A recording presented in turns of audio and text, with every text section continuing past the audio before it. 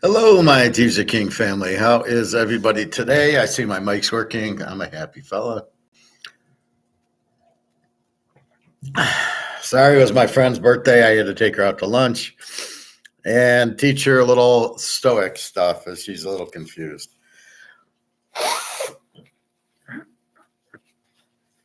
So, doing my good deed, helping out my friends as I do. So, I am a little tired, took a nap, had to charge my phone, which is now at 64%, and we are ready to go. Well, let's see. First, let's look at the big news. The big news is the gold price is 2040.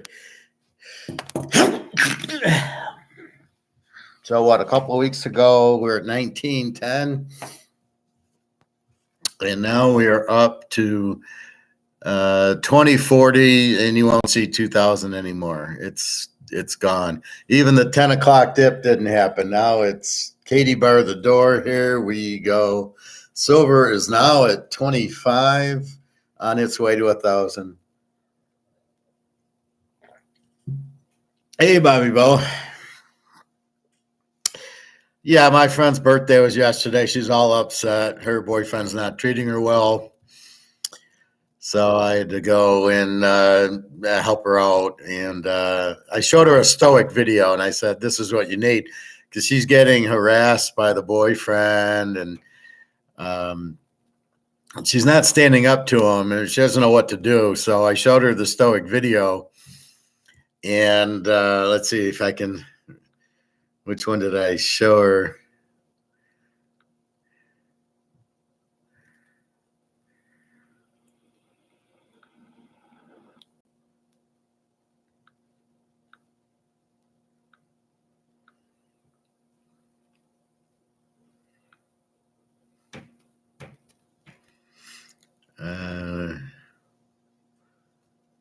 Which one?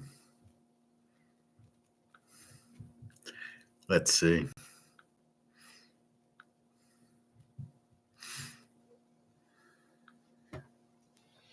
Have you ever wondered what makes some people stand out?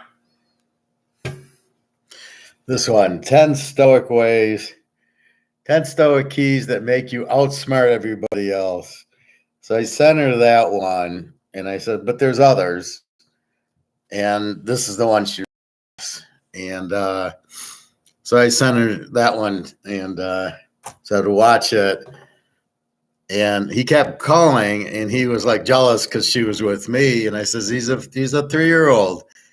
I says, you just ignore bullies. You don't let the bully get you. You just ignore the bully, and the bully's powerless. If he can't bully you, he has no power.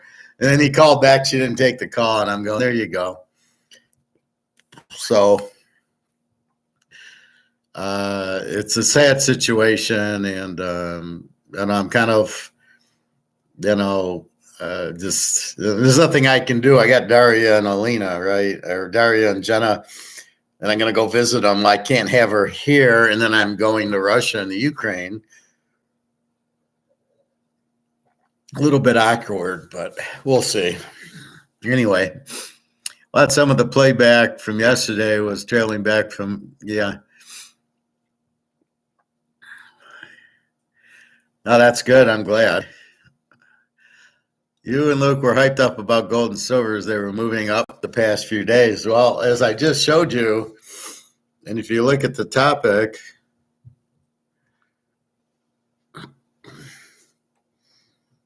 gold is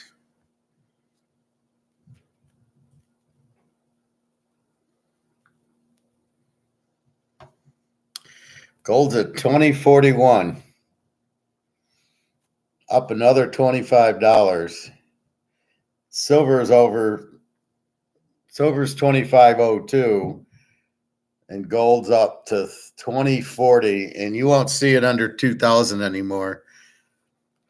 Hopefully this is what's breaking COMEX. So yeah, we're pretty happy. And silver, In a percentage way, silver does go up more because it's only $25. So for it to go up 100%, it has to hit 50.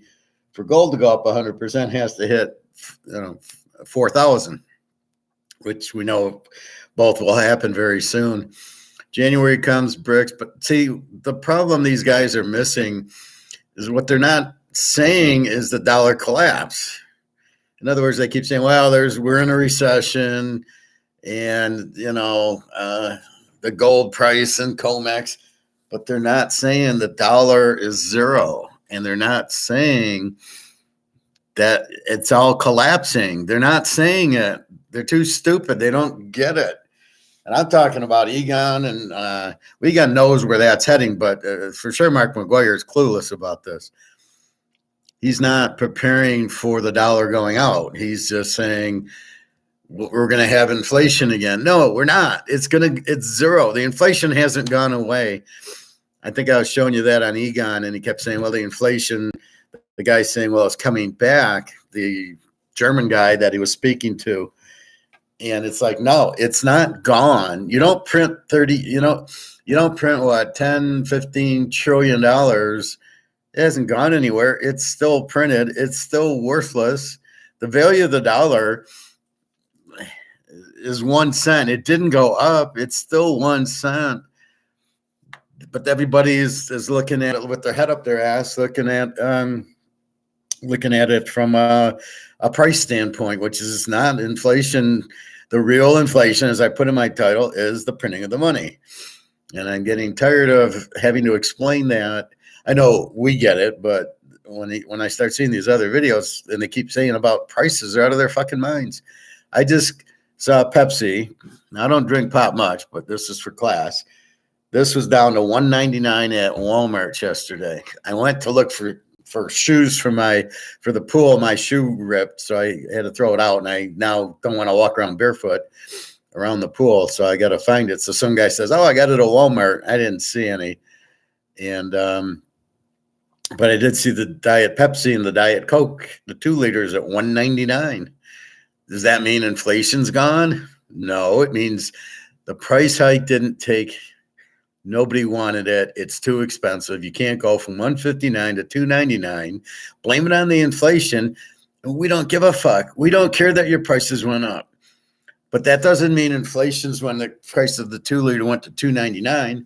And it doesn't mean it's deflation that the price went down to $1.99. And it doesn't mean inflation's down because it's $1.99, because you still fucking printed 10, 15, 20 trillion of this, and 60 trillion or 90 trillion is coming back from overseas. That didn't go away. That did not escape, and it's now back to that. No, this and that, this and this are not related. This being worth less is not related to the price going up or down as inflation. Only inflation is this. This is the market. This is me and you saying I ain't paying $2.99. It sits on the shelves. They can't make their profits. They lower their price to $1.99 because that's what the market bears. It's got nothing to do with inflation or deflation. Deflation's a made-up fantasy of these Keynesian communist guys, like Rick Rude and those other guys. They think that there's a deflation. Your assets aren't going down.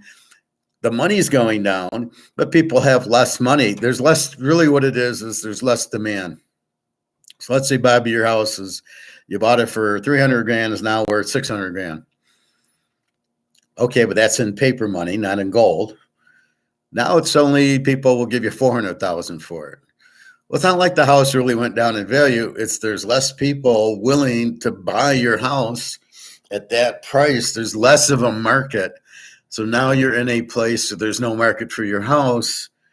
So the value went down. You want to call that deflation? I call it there's no market for it. That's why I keep bringing this up. This is only worth something if there's a market for it. If somebody's willing to buy it, there's a market. If nobody's willing to buy it, there's no market. What the fuck does inflation and deflation have to do with this? Nothing. It's the market. It's the market. This is the market. If somebody's willing to pay, it's a 50 count Mahomes. So they go, oh, it's not going to be inflated. There's not going to be 10 million of them like this card, the 86 Reggie. How many did they print, right? It's worth $5 because they printed so many of them. This, they can only print 50. So therefore, you're willing to buy it because well, there's only 50. If the price goes down, it's the market. What is deflation? What do they think? Deflation's less inflation? They don't even know what inflation is. They think it's prices. Oh, the prices went down. Inflation's done. No, you printed $10 trillion. You still printed 10 trillion. There is no value in the dollar. The value is out. BRICS comes out. Nobody will want the dollar. It's bye-bye. I was explaining to my friend today. I said, so what'll happen? I took her to a Mexican restaurant. It says, well, what'll eventually happen is you'll pay with a silver quarter. We'll buy you the tacos or whatever the hell she ate. Will be a silver quarter. That's why you have silver, nickels, dimes, and quarters, and you price accordingly. And that's what you use. The problem in America is we don't have any gold or silver. Although I do believe the banks are the ones buying the gold and silver. As I told Mark McGuire, take it, use logic here. Why is COMEX keeping the price down? Logically, because somebody wants to buy it cheap. That's why you keep the price down. Part of it is not to compete with the dollar. JP Morgan doesn't want competition for this, and all the rich guys, Gates and Buffett and those guys, have a lot of dollars, so they don't want it to go to zero and here comes gold because they're not smart enough to take their money and buy gold with it. Like, here's where Warren Buffett's an idiot. He's got $2 billion. He's waiting for prices to come down because he doesn't understand. And he thinks he's getting a so the $1 million house goes down to 400,000 because there's no market for it and there's no demand for it. He's going to buy it. Like, he thinks he's getting it cheap. No, you're buying it at market. You didn't save anything, and you bought it at the market price where it's supposed to be at. This is Buffett. Instead of taking $2 billion and buying gold with it. He's as stupid as our Canadian friend who bought the house with $400,000 instead of putting the $400,000 in the gold. He didn't want a nice, easy retirement. That's about all you can say, Bobby, is he could have retired very easily with $400,000 in gold. He'd never have to work a day in his life.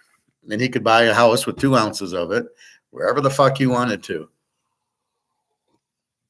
Instead, he put $400K into a house.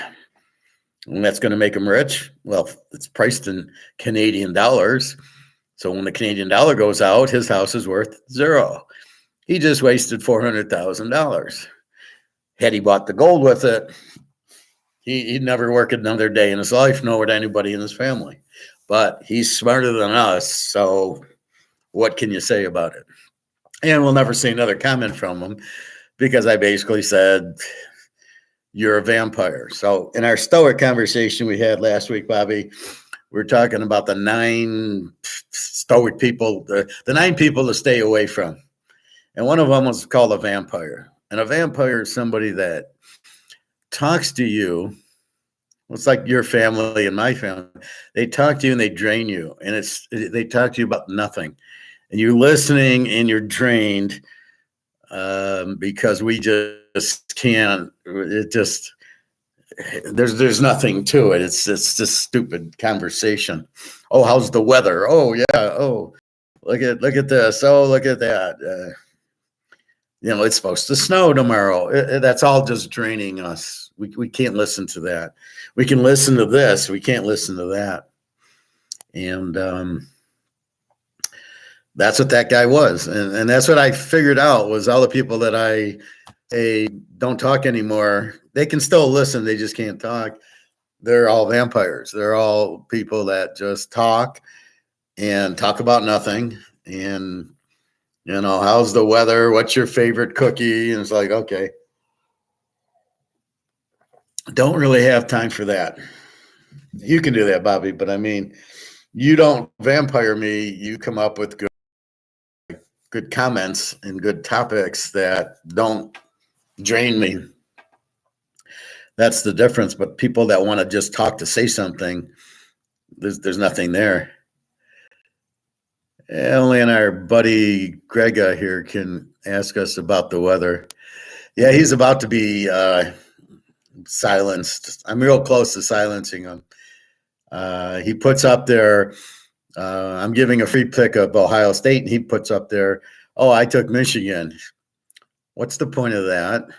I almost blocked him right then. I'll give him one more chance, but I'm like, no, this, first of all, that's rude that you're even putting Michigan up, but we don't really care about your pick, Greg John. The pick is me. I'm the professor. I'm giving the pick, but I'm explaining why. I go into depth why we like this over that. You just say, I like Michigan. Who cares? I don't care what you like. I don't care who you pick. It doesn't mean anything to me. Go run a show. Go do what I do. Teach a class and say you like Michigan and explain it, because people are going to want to know, why should we bet Michigan? And Ohio State won, so I get the last laugh. And he bet the under and he lost, so I'm pretty happy about that. But I don't like that. I don't. That's generally who I block out, or I just don't let them comment. It's really, I'm keeping them secret. There's people like that. We don't want your picks. We're not here for your picks. We're not here for anybody's picks. We're here for me to break the game down. And then I happen to be right a whole lot, like I was the last month. I've been killing it. So that's the point of it. I give you a free pick, Ohio State. What are you giving me Michigan for? What's the point of that? What do you want? Do you want everybody to bet Michigan because you said it, or do we care that you bet it? No. See, he's not being stoic. Me and you are stoic. He's not stoic. He's not just listening. As they say, you have two ears and one mouth. You should be listening more than talking. He needs to listen more than what he says. Yeah, that's why I was glad to not be in Florida for Thanksgiving. I love my family, but definitely am not a fan of the meaningless chit chat. They're vampires, basically. I can't remember which Stoic one that is. Let me see if I can find it.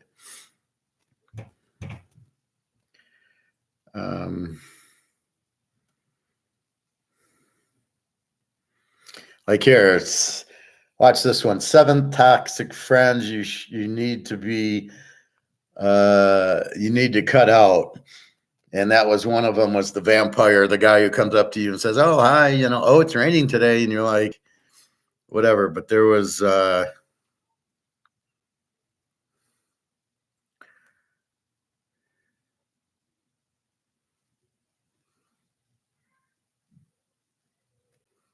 was that?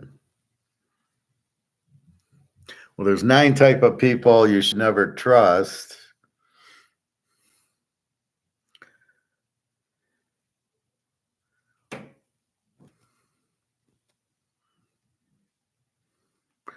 I don't remember. There was 9. Probably that one. And here's one for us that we do anyway. How to attract amazing people. It's just by being stoic. It's by people want to talk to you because of what what you're representing. It's sort of like Clint Eastwood or Steve McQueen, where they were just cool, and you'd go, oh, I want to talk to that guy. Clint Eastwood in these Westerns or some of these movies, and he was quiet. He was stoic, right? He was quiet. Steve McQueen. And it'd be like, if I saw that guy at a bar, I'd go up and talk to him. If I saw George Clooney or Brad Pitt, I would walk away. They'd have to come up to me. I wouldn't come up to them. Especially George Clooney. I hate that guy. But if I saw like Steve McQueen or Clint Eastwood, I would, because they're stoic. They're very calm and reserved and strong and confident. So if you're like that, people see you. So people are going to walk up to me and you, and they're going to go, wow, I got to talk to this guy. I want to hang around this guy. And that's what they mean here. How to attract amazing people. So people that would see that other Stoics would go, oh, this is a guy I want to talk to, or women, and they would see that. And that's the thing. And my friend, Alyssa, unfortunately, she's with this loser, and she doesn't know enough to realize he's not stoic. He doesn't have stoic qualities. This guy's trying to control her. This guy, he was jealous. I was at lunch with her. It's her fucking birthday. And I'm like, what is it? If he's jealous, he's a 5-year-old. What is he jealous of? He's afraid you're going to run to me. He's going to lose you. Well, it's his own actions that make her stay or go. But what are you jealous for? I told her, look, with me, you were free to do whatever you wanted to do. You met this guy. I didn't expect you to leave me for him, but you did. But I'm still here. I said, fine, as long as you're happy. That's what I really wanted, because I'm stoic. So she's now realizing how big of a mistake she made. But I'm already past her. I'm already with Daria and Jenna, so it's not much. No, it's a hard lesson to learn. I'll be your friend, but I can't do much more. But that's basically what it is. So I was just showing her all the stoic things, and I said, this is what you want to do. But yeah, I mean, it's your family, so you love them. If they weren't your family, would you love them? No. I don't even talk to my family. There was Thanksgiving. My ex and kids don't even invite me, and it used to bother me before. Now that I'm stoic, it doesn't bother me at all. I'm home watching football, I made a roast, watched the games, did our class. I was like, fine. And I like getting out to go swimming. That's the thing with Jenna. What are you doing today? I go, the same thing I always do. I'm going to go to the pool and work out and take a hot tub, relax, keep my stress out, teach class, make dinner, watch movies and watch football, watch YouTube. But that's what I want to do. That's relaxing. That's very healthy to do. Now, if I wanted to go play poker, I could, or I go to the gold store and certain things, and that's what else I do. Or I'd golf, but it's winter. So, but that's the stoic life. So I'm not concerned. I go to the club every day. I don't give a fuck. That's fine. That's healthy. Anyway. So that's what I'm trying to explain to my friend is he's not stoic. He's a baby. He's clearly insecure, immature. Why do you want to be with him? He's making her pay fucking rent. She's a waitress. She's not working. I looked at her. You live with me 6 months. And I didn't charge you a nickel for anything. You didn't have to pay rent. You didn't pay for food. I paid all the utilities. Whatever, you didn't pay a nickel to live with me. That's how I am. I'm not going to, certainly, Daria and Jenna, whoever I'm with, I pay for the hotel and the flight and the food. And if they come live here for a while or I live there, I pay for the rent and the food and the utilities. They're not going to pay a penny. Whoever heard of having your girlfriend or your wife pay half rent? What is that? That's that's a child. Oh my God. So I'm really shocked by that. So I gave her some money for her birthday. And I'm like, yeah, but she doesn't understand. I'm having a war about money and gold right now with myself. I want to keep enough money so I don't have to cash the gold in. So I get a little bit tight with the money until the gold, as it's starting to move, then I can cash in gold for $25,000. I don't give a shit at that point. So I just tell the girls, just wait a little bit longer. We're getting there. It's already at 2040. Here we go. Just let's look in January when we're at 3,000 or 5,000 or 10,000. And again, so once the cat's out of the bag and everybody realizes that all the paper fiat currencies are made off, it's a Ponzi scheme. And once everybody realizes that, There's only one place to go is gold and silver. And think about it in a competition standpoint. The gold's 2,000. Silver's 25. Okay, I can afford gold. Gold goes to 20,000. Silver's, let's say, 1,000. Where are you going to go? Who's going to have 20 grand to buy gold? So they'll all run to the silver. That's why silver does better, because from a competitive standpoint, it's cheaper. And yes, it's worth a lot more gold than silver, but it's still money. It's still, I'm out of this. So that's why silver will perform well for you, Bobby, is because the only out of this is gold and silver. There is no yen or yuan or euro. I'm not buying this. When this is gone, this is gone. The only thing left is gold and silver. So I told her I'm at a war with money right now. I've got to keep it and hold it until the gold goes up. So I thought you had money. I do, but I'd rather have my gold at 50,000 an ounce than get rid of it at 2,000 an ounce. So I gave her a 1/4 ounce of gold when I first started dating her. And I go, you still have it? And she says, yeah. I go, well, back then it was worth 200 or 300. Now it's worth 7. And it's about to be worth, 1,000, because it'll be 4,000 an ounce soon. And off it goes. And, I go, does your boyfriend have gold and silver? I'm like, you can put that on it. Don't tell him you got it or he'll steal it. So anyway, so I was helping her out. I got to watch a couple videos on being stoic.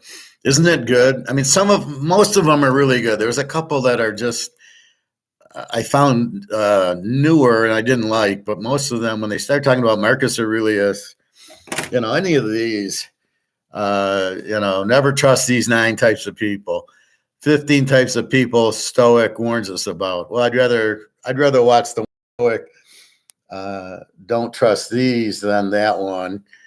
And then say no to them is very good. That's when people kind of sponge you. Oh, Bobby, let me have $1,000. You're a rich ball player. And you're like, who are you? Why would I give you money? And you say no to them.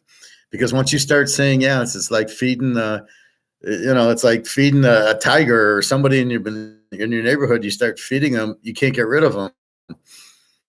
So people will come to you for money, and if you keep saying yes, they're going to keep coming back because, oh, Bobby's got money. I have that with Jenna. Oh, I need money for food. Well, go get a job and go buy food. Like, I'm not going to let you starve, but why don't you just get a job and take care of yourself like everybody else? So those are good ones to watch. This one kind of explains ignored, here's why, but that's a good thing to have. This one by the doctor, I think I showed you, where he says the rest in peace one. This is more deadly than cancer. It's of course it's the sugar. So he keeps talking about it the same way. Oh, I was watching a Vegas video, like 1975 video, just before, and I was kind of just relaxing when I got home. And the price for steak, 16-ounce steak dinner and salad and everything at the Aladdin was $4.03. Now, if you want to measure inflation, $4.33. Now it's probably $60 for a nice New York strip, 16-ounce New York strip. That's the difference, right? That's your inflation. It only cost you $4 in 1975. It's now $40, $50, $60 at least for a nice steak. And that's the difference. That's why I like old Vegas. That would get you in to buy the steak, and then you'd go play blackjack. You'd go play the $5 blackjack or the $5 crap, and you'd drop a couple hundred. And that's how they got you. But that was good. You felt like, oh, I don't mind playing. I had a steak for $4. How could you go wrong? And that's the whole key. That's the problem they have now in Vegas. It's the food's not cheap. The hotel's not cheap. And the gambling's $50 blackjack. So I don't know what they're doing. I I don't know where you're making money, fellas, but you want to make money at a casino because you're a fucking casino, right? You don't want to make money because you charge $300 a night at your hotel. That's not the point. You're a casino. That's not how you were created. That's not why everybody liked going to Vegas, was because it was $59 at Caesar's Palace and you ate steaks for $4 and then you watch football. I remember that buffet I told you about with the big Chinese ribs that tasted so fucking good. It was Sunday afternoon. I'm watching like the 4 o'clock game and I'm eating my buffet dinner. And, San Francisco and the Rams.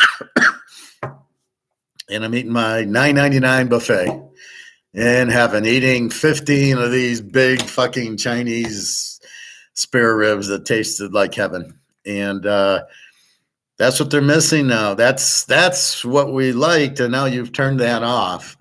And now it's just a normal town. And you're like, well, yeah, I could have went for Thanksgiving, or I would always go Thanksgiving and Christmas.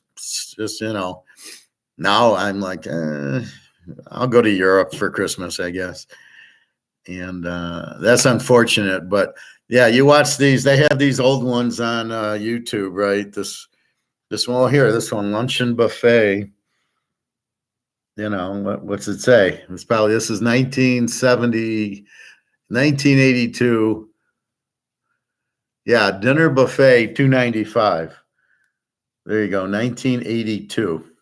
Try to the $2.95 dinner buffet in Vegas now. And this was at, I don't know where this was at. But this is 1972 on the Strip. This is beautiful. Look at it. You can drive, you can walk. I mean, the pretty lights of the Stardust. This is what I miss. This is what I love, the colors and the lights and all the numbers. It was beautiful. Now there's no shiny lights, the Stardust that lights up. I don't need to go to the Venetian or the Wynn. There's no lights there at all. They've missed the whole point of Vegas, of what attracted you is now not there anymore, and it's really too bad. Anyway, hey, Greg and John. Yeah, but watch the Stoics, and you'll see, Bobby, that you'll start noticing in people, they don't bullshit you. It's like when I teach, I'm Stoic. I get off on these little Vegas things, but it's still interesting. It's not just talk to talk. It's talk with purpose, and it's learning. It's you're learning. And that's what you start noticing, is you start seeing these guys with the bullshit, and you just walk away and you shake your head and go, this is stupid. And then you really elevate your level higher, because now you're like, I don't want to talk to these idiots. I want to talk to the Stoic people. And then you really go, okay, now, like you said, you don't want to talk to the family with the meaningless chit chat. You want to talk to somebody who you can sit down and have a good conversation with and learn. And most people don't even understand it. And like I said, Alyssa's telling me, well, doesn't everybody know that the paper dollar is worthless? And I go, Alyssa, nobody understands that. I can't believe she does, but maybe I told her to her before. Probably told it to her before when I gave her gold a few years back. When we were first dating, here's a 1/4 ounce of gold. And it's the only piece she owns. I was hoping she'd buy more, but she hasn't. Anyway, so here, like, how to handle disrespect. This, like stuff like this is very good. That's what you want to watch. Never be used by other. Walk away. 10 Stoic rules for life. Listen, don't talk.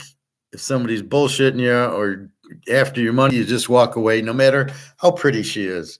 She knows she's pretty. All right, so that's Stoic.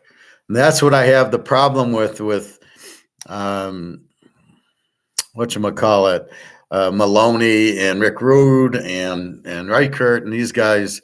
They're not Stoic. Peter Schiff is the vampire.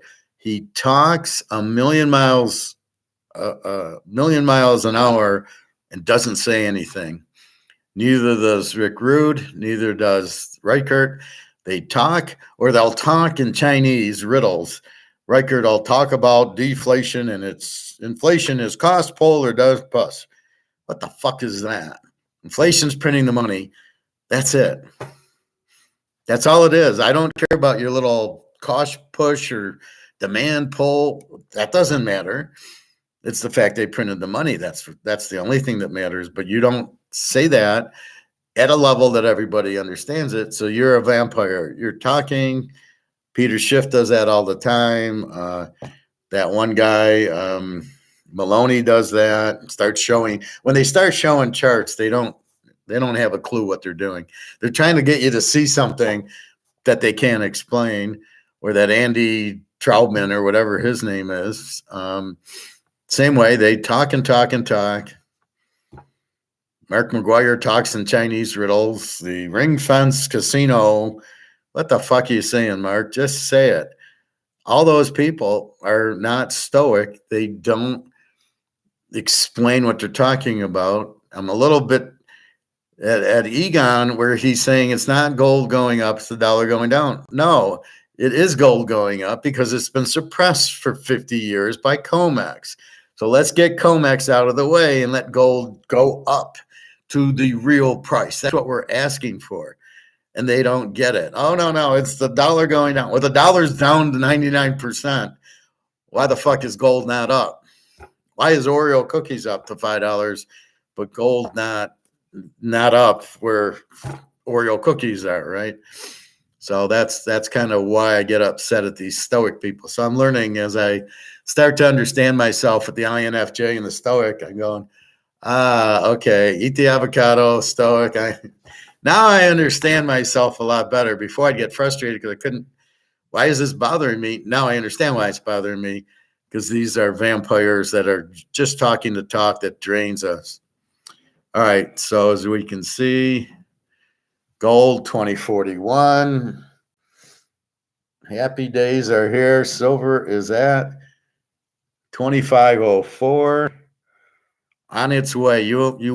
I don't think you'll go back down anymore. I think gold, silver, it'll break 30. It'll go to 35. Katie bar the door. Gold 2041 on its way to 2,500. I don't see how this goes back down to 1,900. I don't know who'd be stupid enough to short gold in this with all the dollars collapsing. Yeah, I'm going to short gold. Well, why would gold go down? You got to be an idiot. Okay. So let's get into a little football. We can get back to econ. So I had a huge week. I had the Bears over yesterday with San Diego, so it didn't matter. San Diego didn't cover 20-10. Somehow that game. Yesterday, Joshua Dobbs, 4 interceptions, and they were stupid interceptions. He just would get rid of the ball and he'd throw it to the defensive lineman. A couple were tips. The Bears win 12-10. With the 26 defense, they hold Dobbs to 10 points.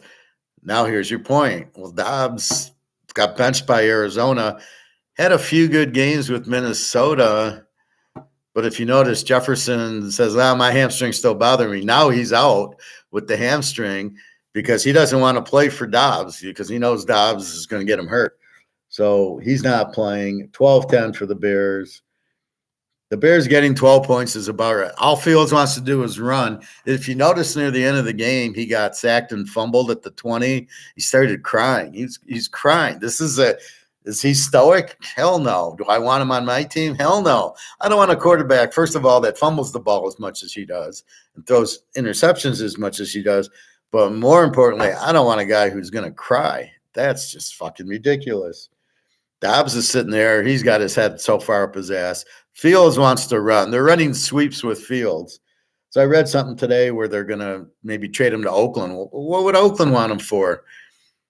Oakland's got O'Connell, who sucks. They're going to get Fields. They got, whatchamacallit this year from the Niners, Garoppolo. Garoppolo's better than Fields, and they both suck. They're both why would Oakland make the trade?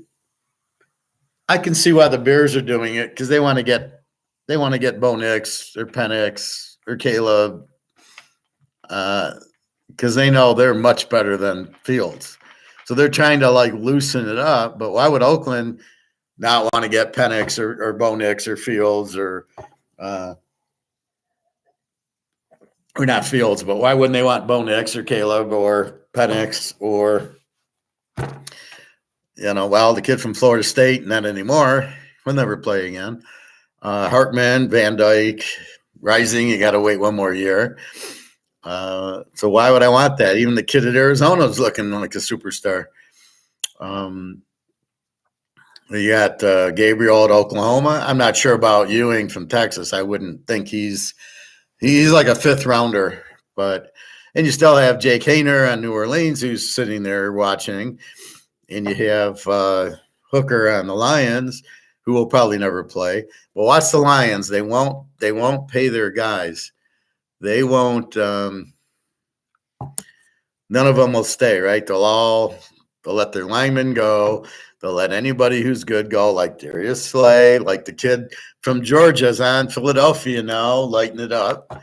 And you're going, oh, the Lions had him. Like, how come he wasn't good for the Lions? Because it's the Lions. They're a bunch of fucking idiots. They'll never keep Goff. And all you got to do is blitz Goff. I noticed the end of the Minnesota game, Minnesota was blitzing Fields all night, and he was getting nothing. At the end of the game, they had a three-man rush. If I'm the coach of that team and my defensive coordinator goes to a three-man rush, he's fired on the spot. And I would have just taken over and said, blitz them. Do what we've done all game, and they haven't even scored on us. And you sit there and put a three-man rush on Fields for what fucking reason? With the zone defense, so the guy, DJ Moore, can run wide open because you're playing a fucking zone? You can't play zone on DJ Moore. You can't put a three-man rush on Fields. He loves it. You blitz him. They've been putting 4 and 5 guys on him all day. And why do they keep coming in? I don't understand it. So you got your 4 tackles, and here's your quarterback. Why does this guy keep going in, and then the quarterback runs around, and he's right-handed, and he always is going right? Well, why doesn't this guy keep the perimeter, not let him go that way? That's where he wants to go. Don't let him go that way. Let him go in the middle, and then the other linebackers can get him. This is the stupidest coaching. I've never seen such bad coaching and bad quarterback play in my life. And it's not professional football we're watching. And all the rugby shit. And all the announcers, it's good. He should go for it on 4th down. Every time they should go for it on 4th down. It's fucking ridiculous. Woke up sick this morning. You think wonton soup is good to help with cold? Yeah, chicken soup, of course. I'll have to look what's good for a hangover, but I got a feeling it's green tea with lemon and honey, and just a lot of water and fasting is probably best for it. I don't know. What would we? Maybe some eggs. 3 eggs.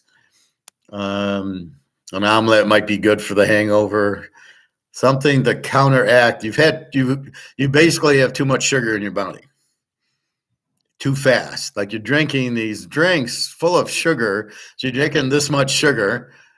That's why you got a hangover. You're fucking ready to have a stroke because your blood pressure's through the roof, and you can't take all the sugar. So you got to neutralize the sugar. So you got to drink a lot of water. You should be drinking water with your drinks. You want to have 5 drinks, 5 whiskeys, you better have 5 waters with it to kind of blend it in and neutralize it before your head blows up. That's what you're doing to yourself. Just FYI. Well, you were hungover the other day, weren't you? Sunday morning, you said you were hungover. So now you're just sick. Have not drank since Saturday, just got a cold flu type of feeling. No, I'm saying Sunday you said you were hungover. I'm glad you're not hungover now. Yeah, well, you probably, who knows, you're with 90,000 people. I'm sure somebody was sneezing on you or got you sick. That's what happened to Daria. She caught the flu. She was just working at the store. She works at the clothes store or something like that. And she said, I don't feel good. I have a temperature. And she went home. And I said, well, it's probably one of the customers. So when you're sitting there with 80,000 people, somebody's sneezing on you, Bobby. So, yeah, just hot tubs and a lot of water and just kind of you got to get a lot of sleep. Real D, you think a lot of quarterback from college going into the – what do you think, Real D? You hear us talking all the time, of course. See, don't act like a vampire, Bobby. He's acting like a vampire a little bit. Thoughts on Frank Reich getting fired? Frank is which coach? Carolina? I'm not sure how he got the job in the first place. The Washington coach should be gone. The Giant coach should be gone. The Carolina coach should definitely be gone. See, when you hire a coach like Frank Reich, because you drafted Vince Young, just make him your offensive coordinator or a quarterback coach. You can't make him the head coach because he's got to lead offense and defense and have strategy, which he doesn't have.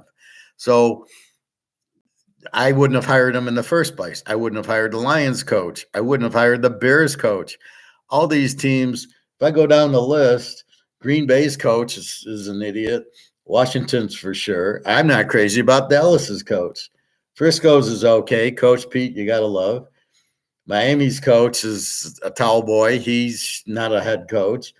The Jets, I like Saleh. New Orleans, I don't know. Atlanta, I am very questionable on. Pitt, okay.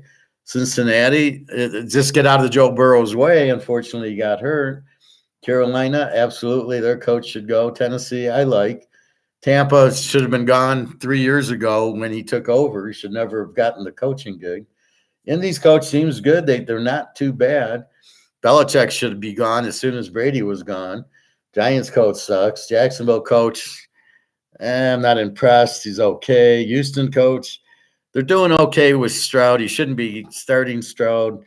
He doesn't know what he's really doing, but okay. Cleveland coach, I have no idea. Denver, Sean Payton, of course. That's what you need is Sean Payton-type coaches. The Rams coach, yeah, I like McVay. Arizona, first year, who knows. KC, I'm not a big Andy Reid fan, but okay. He gets out of Mahomes' way. When you got Mahomes, just let him play. Get the fuck away from him. Oakland, their coach, they need a coach. They should get like the guy from Oregon or the guy from Washington. I mean, get one of those guys. I mean, why would you take this coach who's the backup from the New England guy? Buffalo should fire their coach. Philly, I don't know the coach. They seem like a weird team. Baltimore, I hate Harbaugh. San Diego's coach should be gone. Chicago's coach should be gone. I don't know about Minnesota's coach. He seems to be doing good, with nothing. So, the defense seem to be getting better. Don't stop blitzing because it's the 2 minutes left in the fourth quarter. The game's on the line and you stop blitzing. Yeah, Sunday I was. But Bobby Bo has begun a long break from alcohol. It should be once in a while, Christmas, New Year's, have one drink or two drinks. It's like I say with the pie or the ice cream or a chocolate cake for your birthday. Have a piece. Get one of those, little boxes with one or two pieces of, chocolate cream pie or mousse or something. And that's it. Don't eat the whole fucking pie. So when you're drinking, have a drink of the Canadian Club. Have one drink, maybe two drinks. That's it. Then you walk away and you go to water or tea or just water. What are you trying to prove? You don't need to prove anything. Have it. It tastes good. Have another one. Have a bunch of water with it, and then just walk away. It's like I told my friend today, she smokes, and I says, you're basically what you're doing is inhaling poison. What is the value of inhaling poison when you smoke? I mean, do you realize that's what you're doing is you're smoking poison? That woke her up. So this, you don't want that. You want a little sugar, but do you really? Okay, have a drink and that's it. Christmas Day or your birthday or during the Super Bowl or something, or LSU. Well, their bowl game, but very selective and have one or two, and that's it. And ask yourself, why are you drinking? You drinking to get drunk? Why? You're stoic now. You don't need to drink to get drunk. I don't need to drink to get drunk. I don't need to get drunk. That's where you got to get to. Have a drink for it's a birthday, it's Christmas, and just have one or two, and then that's it, and then go about your business, and that's really what you want to do. So you can enjoy it, but don't have the whole fucking cake or a whole big thing of ice cream. Just have a little bit. Every coach in the league should be fired the way these teams are performing this season, except for Sean Payton. I think the worst coach is this Jets coach. He took Russell Wilson, and they were terrible last year, and now he's went to the Jets, who are now terrible. Sean Payton comes to Denver, and they actually look like a good fucking football team. They'll make the play. They're already in the playoffs. Trying to find the under 48.5 with the hook of you. They'll win the division. They'll catch Kansas City. They split with them. KC's got a tougher schedule, and but that's what you want is Coach Pete and Sean Payton, good fucking football coaches who aren't these, oh, it's 4th and 2, I'm supposed to go for it because that's what the analytics say. If your coach is following analytics, he shouldn't be your coach because it's a feel thing. It's the smart thing. Why do these announcers think, well, he's being aggressive, that's good? It's not good. It's bad. It's like walking in a bank. Well, they're aggressive. They're trying to rob it. Not if you do it like an idiot. You got to be smart about it. So you've got to be smart about when do I go for 4th and when don't I? And you know what? I have a good defense because I'm a good coach. I'm going to play field position. The ball is at the 50. I'm going to punt it down at the 5, and I'm going to play defense and get the ball back at the 50. Instead of going and risking, and if I don't get it, I give them the ball at the 50. It's a turnover. They're emotionally charged, and my team is flat because they're all shaking their heads going, what are you going for that for? Hey, Luke. Yeah, I showed it. It's a 2048 on its way. Silver's over 25. Here we go. Polish that silver up, Luke. Here we go. On our way to $2,000 silver. But you got to take small steps before you can run. All right, let's look at, and whatever, if you want to talk gold and silver, economics, football, whatever. Let's go through the playoffs. Liberty 10.5, 55.5. Now, being the professor, I wrote where the games are at. The game is at Liberty. So this is actually a home game for Liberty. 10.5, 55.5 to my New Mexico State team.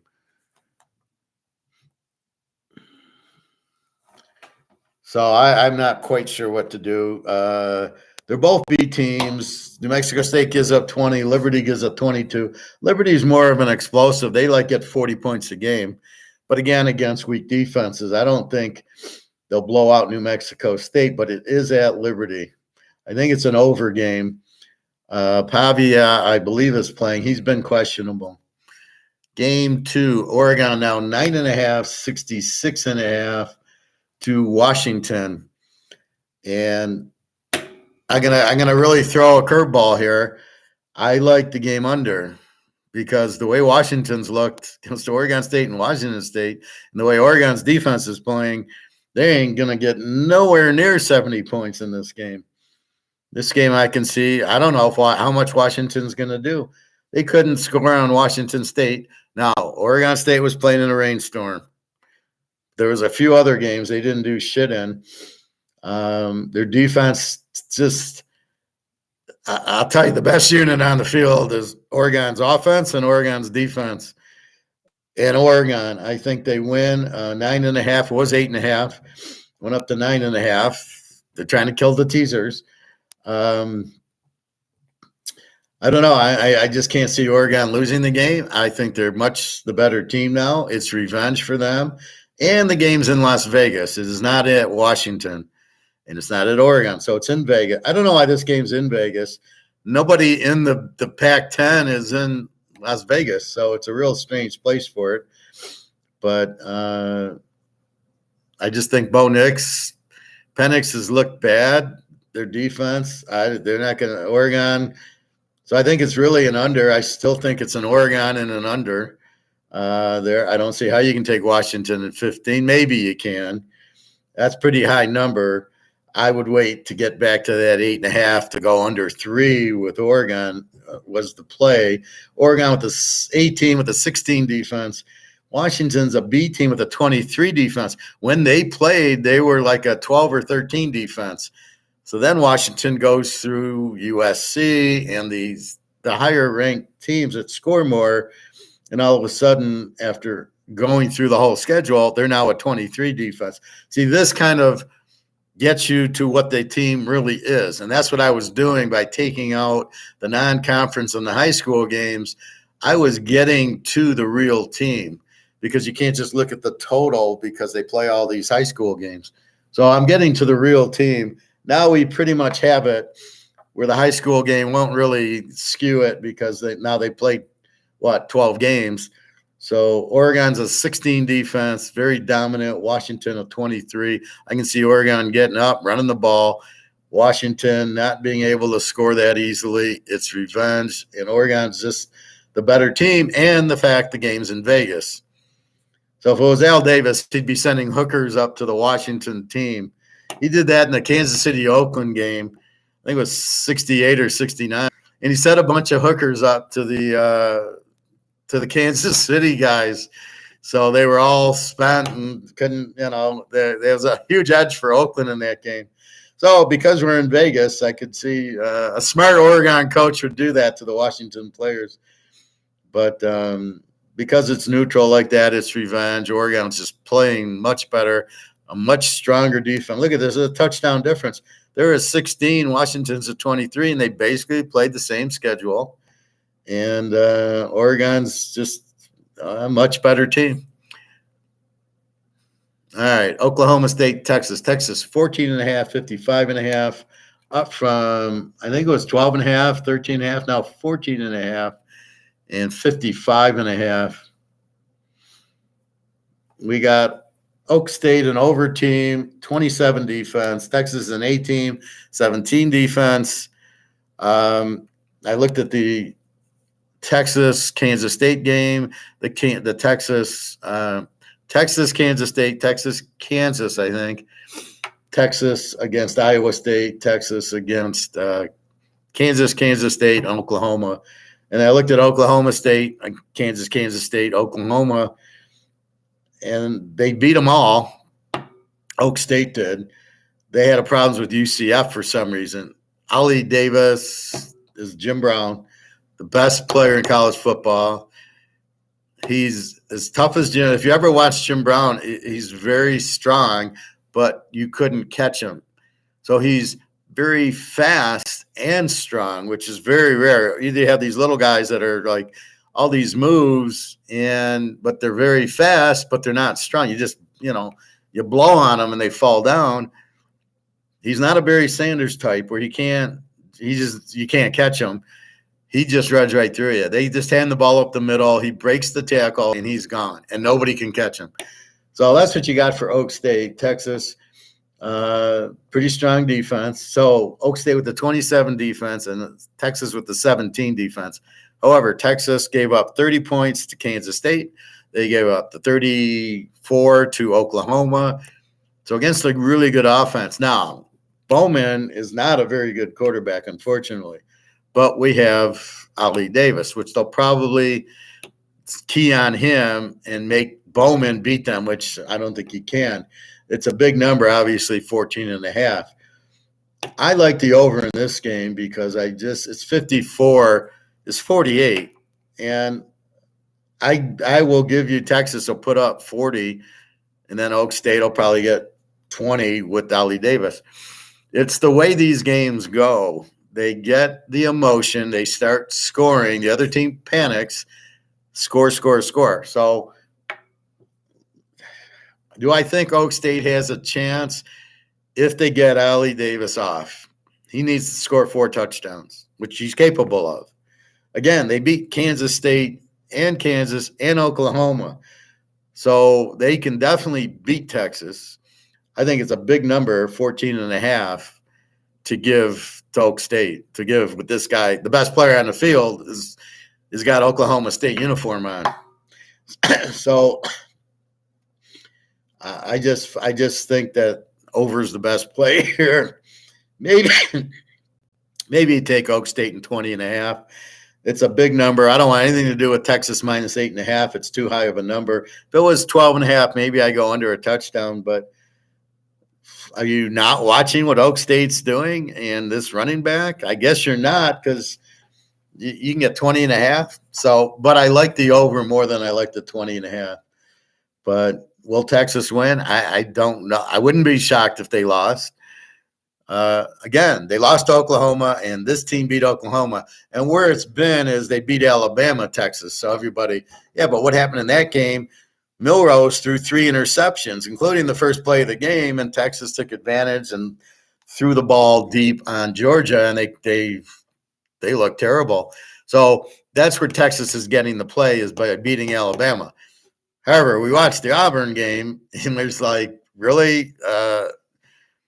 What a bullshit call at the end of the Alabama game, which I'll talk to right now, is that was totally pass interference. He pushes the guy, the Auburn defender, and then he's open by 5 yards. And I was watching the CBS highlight, and they didn't show the push. They showed after the push, the guy catching the ball. Yeah, he's in bounds. But Gary Danielson, Mr. Alabama, doesn't want to cry about the offensive pass interference. He says, well, they were fighting, but under that, it's 4th down. That's okay. Okay, are you fucking kidding me? You're calling offensive interference 100 times a game now. I mean, it's ridiculous. So if that's the best Alabama in a big game and a must-win game can do, wow. Anyway, we'll get to that game in a minute. So that's my point. Texas killed them, and they lost to Oklahoma, and then really they beat K-State by 3. They were way up and gave up a lot of points in the 4th. So I see Oak State being able to score on them. Texas will be able to score on Oak State. I just 54. I think that's a very low. This should probably be a 64. So it's definitely an over. Oh, and by the way, so Oregon, Washington's in Vegas. Oak State, Texas is in AT&T. It's in Jerry World, so it's fairly neutral, but it's in Texas. So, but it's not at the University of Texas, so it's still a neutral site game. All right, Miami of Ohio, Toledo. Toledo's 7.5, 44.5. That number hasn't changed. Toledo is the best team in the MAC. They're the A team. They give up 20 points a game. Miami of Ohio lost their quarterback, Gabbert. He's out. They're a B team. They don't score as much, and they give up 16. So I like Toledo here, laying the 1.5. They got the better quarterback, obviously. It's virtually even on defense. I think this will be a close game, 44.5. Hard to say, probably an under. Miami of Ohio has been playing lower scoring games. Toledo can explode on you. And the game is at Detroit. The fuck's it doing? It's at Ford Field. But that's where the MAC championship game's at. So again, this is not at Toledo. However, Toledo is about a half hour away from the stadium, maybe 40 minutes. It's right on the border. If you drove to the end of Michigan south towards Ohio, Toledo is the first city. So it's for me, I think it's a half hour drive to there's the Hollywood Casino there. So I drive through it when I go to Cincinnati. So it's a very close drive. So Toledo, Miami of Ohio is not far. It's more towards Cincinnati. So Toledo, I think, is the better team here. I think you can lay 1, and I think you're okay. You can go under 50. I think you're okay. That's about it. And really, the only major injury is the quarterback of Miami, Gabbert, has been out for a month. So it's not a new out. He's just out. Boise and Vegas. This is a very interesting line. Boise, 2.5, 58.5. And where's the game at? It's in Vegas. So Vegas has home field advantage here. They're a dog, getting 2.5. They both give up 25-26 defensively. The over-under is only 58.5. This is another overplay. This game should get way over. Vegas can score. Boise, even without their quarterback, the backup runs more. But neither team's really going to stop each other. Where in the MAC one, you got a 16 defense and a 20. You could get it, you could get a real low scoring game. Here, I don't see how. You got a 25 and a 26 defense. I'll take a look at the last 5. Maybe they've really improved in their last, but I know Vegas beat Air Force. So you can get Vegas an 8.5 really at home. You got to like that. Again, Vegas is not a bad team. They're a very good team. Anybody that beats Air Force is a good team. So they're a good team. Although Boise beat Air Force also. I think this is a close game, and I think all we need is 52, 28, 24. This will definitely be probably a 60-point game. And SMU Tulane. Tulane, 5.5.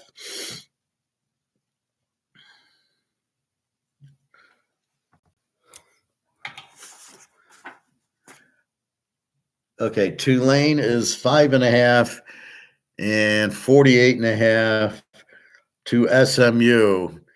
SMU is an A team with a great defense, 17 defense. Tulane, a B team with an 18 defense. The game is at Tulane, so they're hosting. So they got a home field advantage, which I think is bullshit. But here's the real story of this game. Preston Stone, the SMU quarterback, who's freshman, who's great, like 23 touchdowns and 3 picks, is out. Broke his leg, broke his fibula. So now the plot thickens. Wait a minute. We got this great defensive team without a quarterback against Tulane, who is a very good defensive team. So we'll look at Tulane last week. Tulane against – we're going to play this whole bet based on Tulane last week. Tulane – where are you, boys? Tulane. Okay, they beat you. They beat Frank Harris, UTSA, 29-16. So they held Frank to 16. And it's a 24 defense against the 19 defense. Is now a 17 defense against an 18 defense.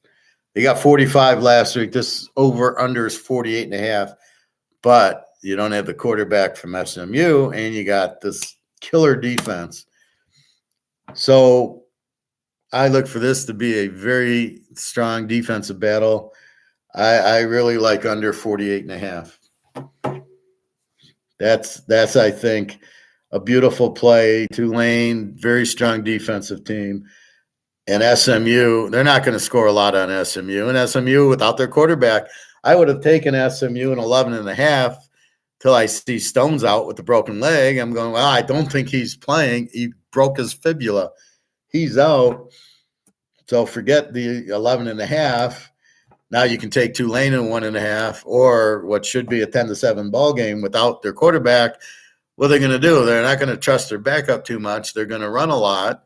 However, they know the quarterback's out, so he gets practice this week. I looked at the stats from last week's game. Stone must have got hurt in the fourth quarter. The other 2 quarterbacks were like 2 of 4 for 5 yards. So the backup is not really good. So you got to go under in this game.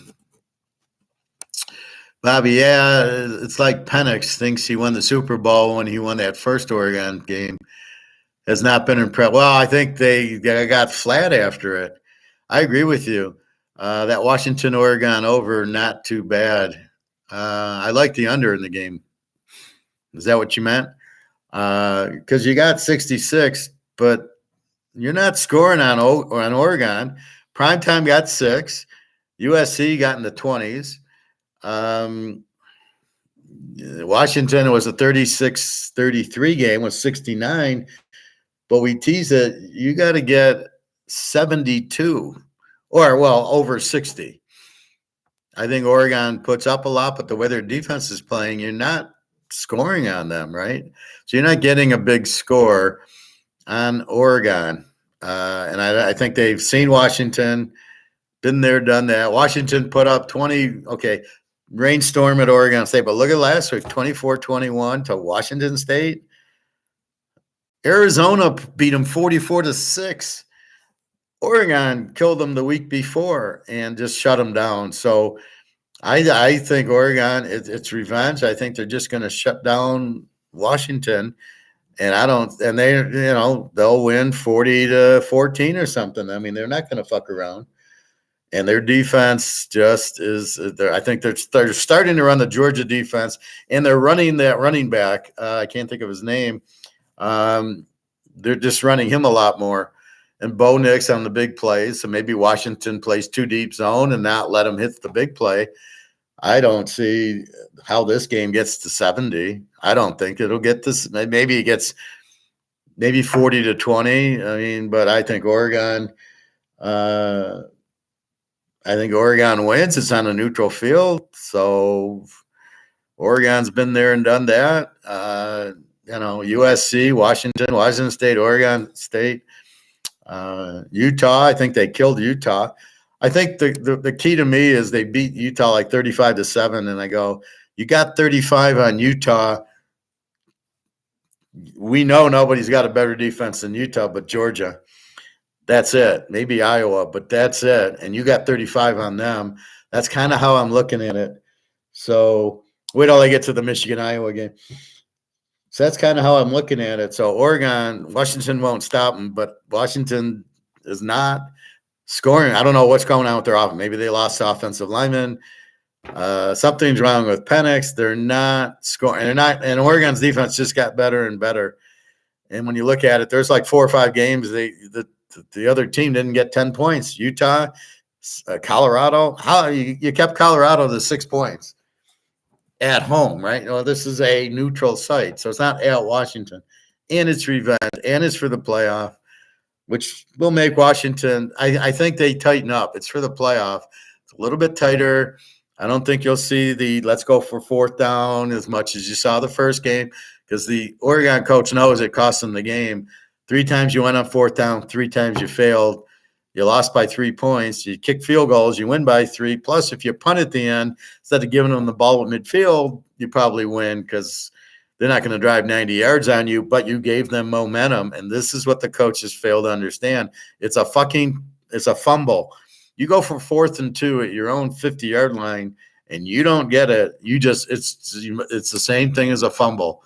And the defense is all emotional. We stop them, which makes the offense all emotional. And your team is flat because you just fucking fumbled the ball and you gave them the ball at midfield and you're deflated. And this is the point of coaching that I and you understand, Bobby. But these coaches who are analytic guys, all they see is the number. They just see, well, 51% of the time I go for it against everybody, it works. Well, how about Georgia? How about Michigan? How about Ohio State? How many times does it work? I heard the fucking radio guys here going about Ryan Day at Ohio State, because he didn't go for a first. It was at the midfield, I guess, and it was 4th and 1, and he punted. And they were getting on him for not going for it. I'm like, you guys are fucking idiots. You're going to make it against Michigan's defense? Are you out of your mind? And then you give them the ball at the 50? No, you have to punt it because you got a good defense too. See, you got to understand strategy and field position. You can't just go for it like you're going to make it, and then these guys are – this is what I got to listen to, a bunch of fucking idiots on Detroit radio. That's why I try to bring this and watch Stoic or something in the car as opposed to that. Brandon, you're here. Okay. Little vampire, Bobby, little vampire. Penix and Tuesday team can definitely use some stoicism, as they should stay level-headed and not get overzealous when winning big games. Exactly. You know who I think needs stoicism? And it's all these players in the NFL who intercept or recover a fumble or make a sack or make a tackle. What the fuck? They run 50 yards into the end zone and take a picture of themselves and the team around it. That ain't stoicism. That's like their children. What the fuck is going on in the NFL with that? That's not, you don't celebrate like that. You do like Barry Sanders. You hand the ref the ball and you walk to the bench. That'd be like you getting a base hit and you get a base hit, you call timeout, and you run around the field, you're out in the outfield, and you're all taking pictures, and the whole team runs out, and Barry runs out, and everybody's taking pictures in center field because you got a single. I mean, that's about what I'm looking at. It's like, it's insane. I don't understand. Nobody's stoic anymore, and I think that's why we're having a problem with it, is they're all vampire. They're all Troy Aikman sounds like a moron, and you can't even listen to Chris Collinsworth. You can't listen to Tony Romo. Oh my God, he's fucking the stupidest guy I've ever heard. He wants to say things. Tony, you didn't win a playoff game because you sucked. It's like Matt Millen saying this guy's going to play on Sunday. Matt, you had your chance. You didn't know how to draft. Like, you kept drafting wide receivers that's not how you build a team. And that's basically what you have, is a bunch of freaking idiots that are not stoic. And that's the problem with football that we see, or basketball or anything. Michael Jordan, he wouldn't run in the end zone and take a picture, neither would Larry Bird or Magic or Kareem. It's business as usual. Act like you've been there, Barry Sanders. And I can't watch it. They do it. I close my eyes. I can't watch these idiots. Do they not realize they're idiots, that they're taking pictures in the end zone? Okay, I can live with the Lambeau leap. The guy's excited. He's running in to the crowd to sit with his wife. But taking a fucking team picture or posing or doing whatever they're doing, you've got to be kidding me. No, that's not professional. I agree, Professor. It's a basic play that should expect to make. Instead, they celebrate like it's a big accomplishment. Exactly. And it shows how weak they are emotionally, as you're saying with Penix. It's the same degree, right?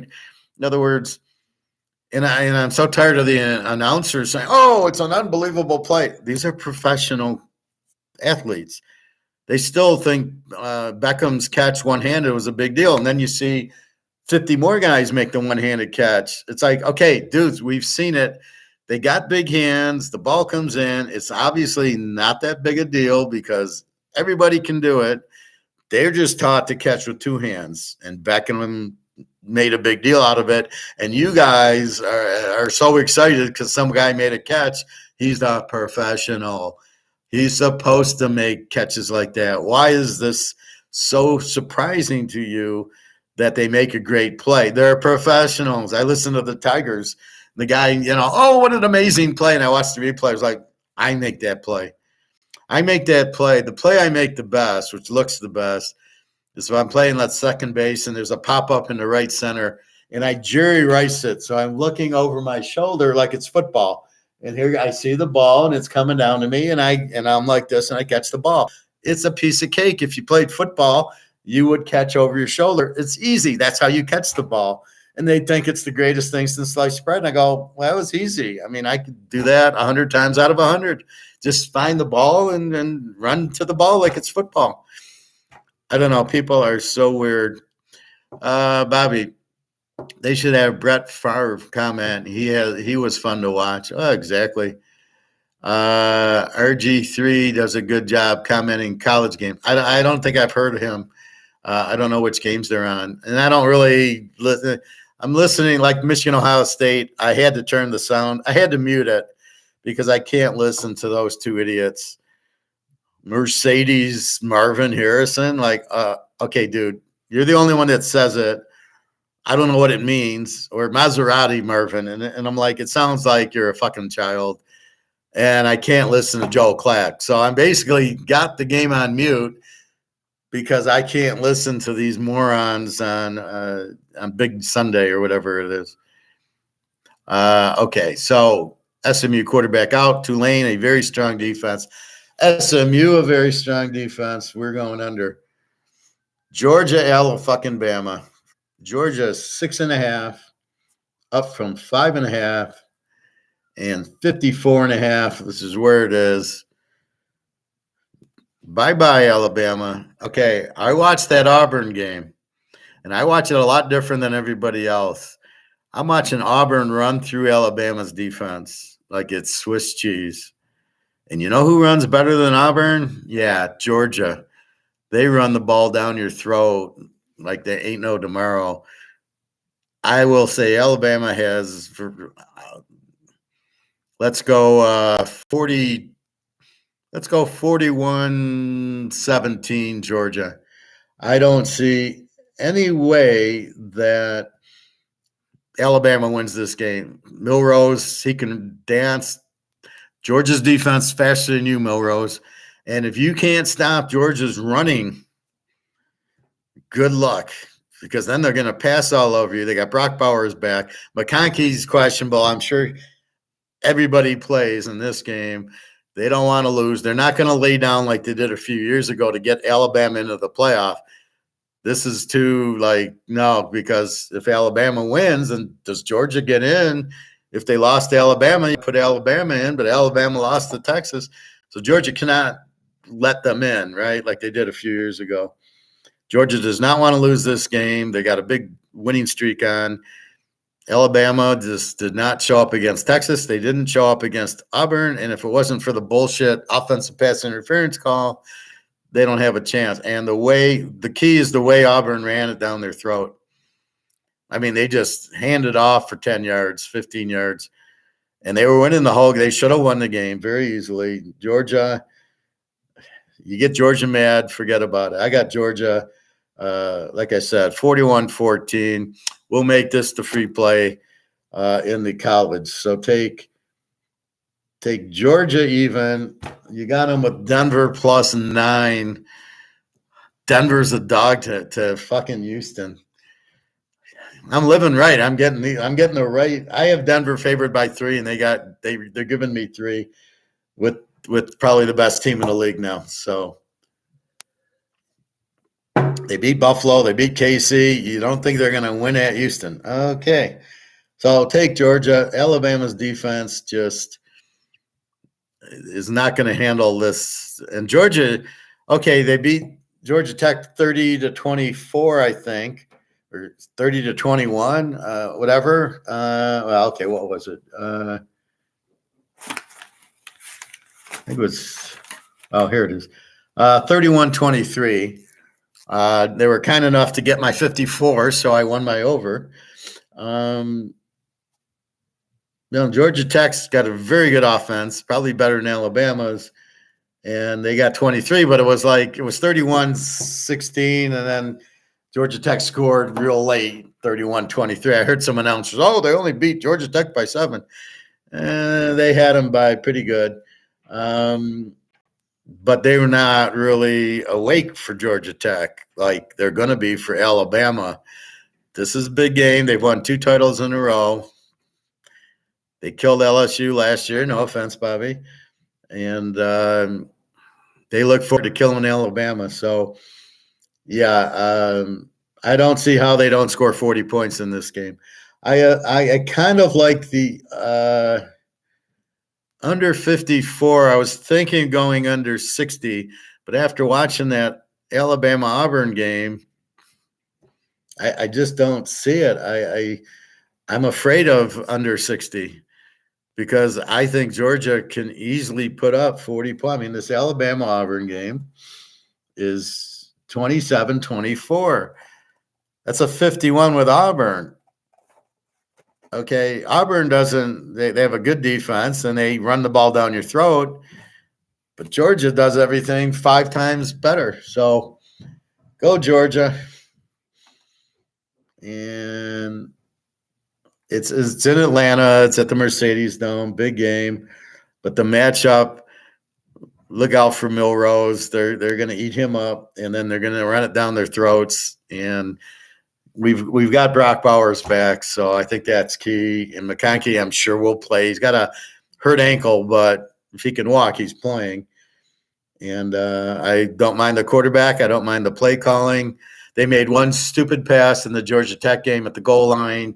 He threw it into triple coverage instead of eating the ball and just kicking the field goal. And I guarantee he won't do that again. I don't see Alabama getting a lot of pressure on them because they're going to run it down their throat. However, I do see Georgia getting a lot of pressure on Alabama. Auburn did. So taking the Alabama-Auburn game and the Alabama-Texas game, roll Georgia, roll Bulldog.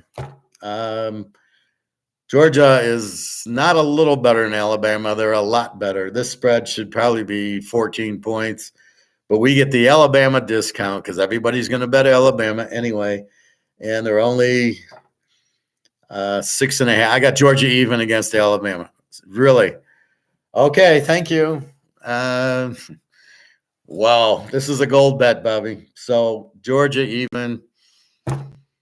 No way they're losing this game. You bet the best team even in a game like this. This is why they're the best team.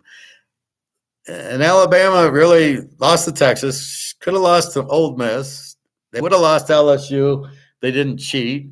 And they should have lost to Auburn. They should have lost 4 games. Okay, for their credit, they beat Ole Miss. And they beat LSU because they cheated, because they knocked the quarterback out. And they didn't call anything. And then Auburn was total cheat, where they pushed the guy, offensive pass interference. How they let him get like that it's incredible. That coach needs to be fired. It's 4th and 30. It's 4th and goal at the 30. What are you thinking? But I hate when they just line their guys up because they're standing there. I want my guy running with the guy. I don't want him standing there and the guy's running full speed and you're standing there. No, he's going to go right by you. You've got to be running with him, knocking him off. He did the same thing. What was I thinking? Philadelphia game. Instead of blitzing Hurts, as you should, as they blitz Fields, and it worked yesterday, and they blitzed Dobbs, and it worked yesterday. Instead of blitzing, they put a spy on Hurts. And what did Hurts do? The spy is standing there, and Hurts is running at him, puts a little move on, and the spy probably never touched him the whole game. It's the absolute stupidest thing in the world. If you're going to have a spy on him, let him blitz. Let him blitz. Just put 5 guys and don't let him start running. It's the Steeler against Earl Campbell rule. Joe Green, Lambert, Ham are in the backfield, and Earl can't move. They're all on him as soon as he gets the ball. That's how you beat these guys. Hurts just blitz the hell out of them. You cannot run spies on Hurts and Josh Allen and Fields and everything. Just blitz the fuck out of them. Put 5 guys, and one of them should be a safety who's just as quick as them, and off you go. Because you can see when these big linemen go after these guys, Hurts puts a little move on him, and off he goes. And watching that Buffalo game, I didn't care. I had the game over. That was the easiest game of the week. Had the game over, and boom, they got way over. But watching the end, when all Hurts does, is he a good quarterback? Really? Because he could outrun the spy. I mean, I'm not sold on Hurts. He scored because he ran, makes him a running back, not a quarterback. So, again, against a more intelligent team who blitzes, let's say even Green Bay, Hurts is – I wouldn't be surprised if Green Bay beat Philadelphia if they play, because they blitz Goff and see what happened, right? You blitz these quarterbacks, especially Goff, who doesn't have the moves of Hurts and Allen.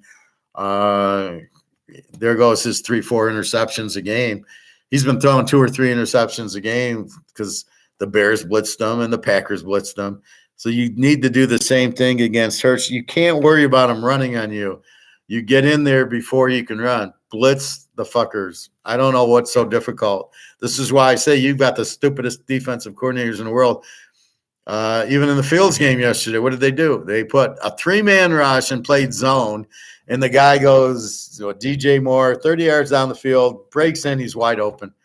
What kind of defense is that? There's a minute left in the game. You're letting guys go wide open because you're playing a fucking zone? you're rushing 3 guys against a quarterback who couldn't complete a pass. I mean, if there's $1 million on complete the pass for 20 yards, but we're going to put pressure on you, you couldn't do it. But you don't put pressure. You let him just sit there. Are you insane? I'd fire this Minnesota defensive coordinator in no time. That's what you need to fire, are those guys who are designing these idiot plays. We'll play a zone, but nobody will cover anybody. I don't understand it. You got 7, 8 guys back in coverage because you're only rushing 3, and they're not covering anybody. They're in a zone, and then the guy catches the ball, and there's 2 guys behind him. I don't know what they're doing 10, 20 yards back, and the guy catches the ball, and he's tackled, and then they kick a field goal to win. And like, you can't let him. You either blitz or you play man on DJ Moore. You don't let him have it. Anyway, then we got Troy 6.5, 52.5 to App State. The game is at Troy. So I said the game's at Atlanta in the Mercedes Dome, Georgia, Alabama. App State, Troy. The game is at Troy. So it's at Troy at home. Troy's A team with the 17 defense. App State's the over team with the 27 defense. They did beat James Madison. I mean, my Troy team I've been betting on winning. They let me down once. I hit them again last week. Big game. I mean, this is to me an over game. 46.5. App State, great quarterback. Both teams have great quarterbacks. This App State's quarterback is like 24 touchdowns and 3 interceptions. It's beautiful. They score. They play North Carolina very tight. This game will be close, and this game will be over. So, fielder's choice. Do you want to go 12.5, or do you want to go 52.5? If you're a little scared of Troy, I still think it goes over because App State can score on anybody, and Troy's been scoring. So, definitely either or, but 46.5 with App State. Troy's defense is good, but when you look at who they played, it's like the Lions. Yeah, it's against Carolina and Atlanta and, or Oakland, teams without offenses. Louisville, Florida State. Florida State is 2.5, 48.5. And the game's at Charlotte, North Carolina, where Charlotte plays. Can anybody tell me why Florida State's favored in this game? Anybody? What the fuck is going on here? Why are they favored? Jordan Travis will never play again, as your quarterback is out. The backup did shit against Florida. How they beat them, I don't know. But Florida didn't have their starting quarterback. Louisville's got their starting quarterback. They're both A teams. Florida State's a 17. Louisville's a 20. Louisville beat Notre Dame. They beat Duke. I don't know if I want to take Louisville in 8.5, but I certainly like the under 54.5. We know Louisville's defense. Well, I mean, both are, it's a 20 and a 17, but you don't have the quarterbacks to light it up like you had in Oklahoma, Texas, and Washington, Oregon, where they were able to get into the 60s. You don't have that here. You got 2 weak Well, you got a terrible quarterback at Florida State. Louisville's quarterback's okay. It's in Carolina. Go under 54.5. Jesus Christ, where are they going to find points? How is Florida State going to even score in this game? Because Louisville's got an A defense. So with Travis, yeah, I got Florida State in 3.5, but the spread would probably be 7. I can't believe Florida State is favored in a neutral site to a good Louisville team. They beat Notre Dame, and they killed Notre Dame. So I think this is under the whole way. And if you want, you take Louisville in 8.5. I'm a little scared, but see how I look at it is Florida State's defense is tremendous. Louisville's defense is tremendous. Where are you going to get points? So I like the under more than I like Louisville in the 8.5.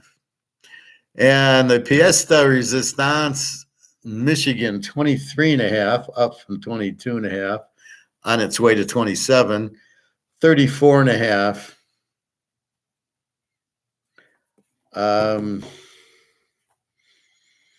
Against Iowa.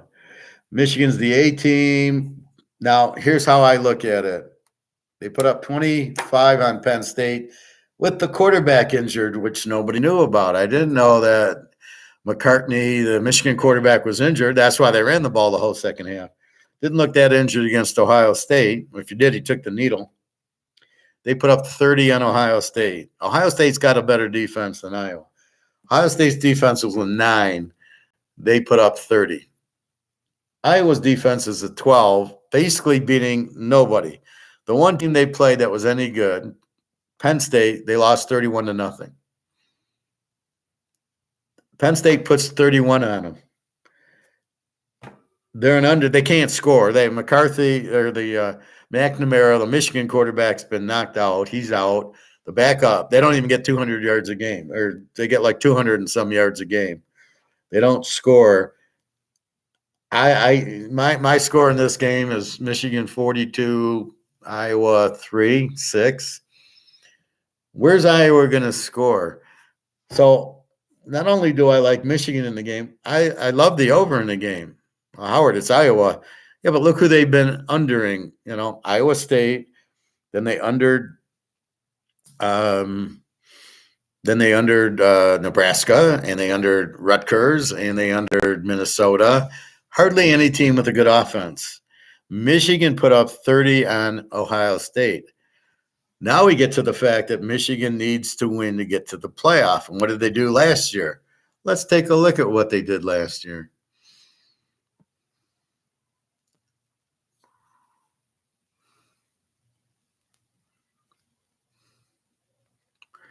Michigan last year won the game 27-14.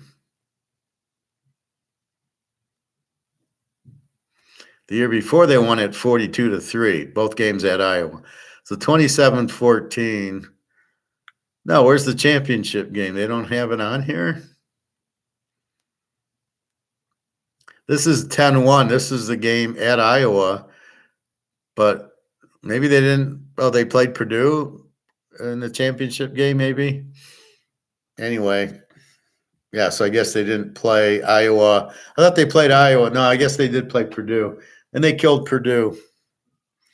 So it's either way, I think you're a winner because you've got Michigan laying 23 down to 17. Michigan, there's nothing Iowa can do to score on this team, right? Ohio State is all they could do to put up 20 points with Mercedes, Benz, Marvin Harrison.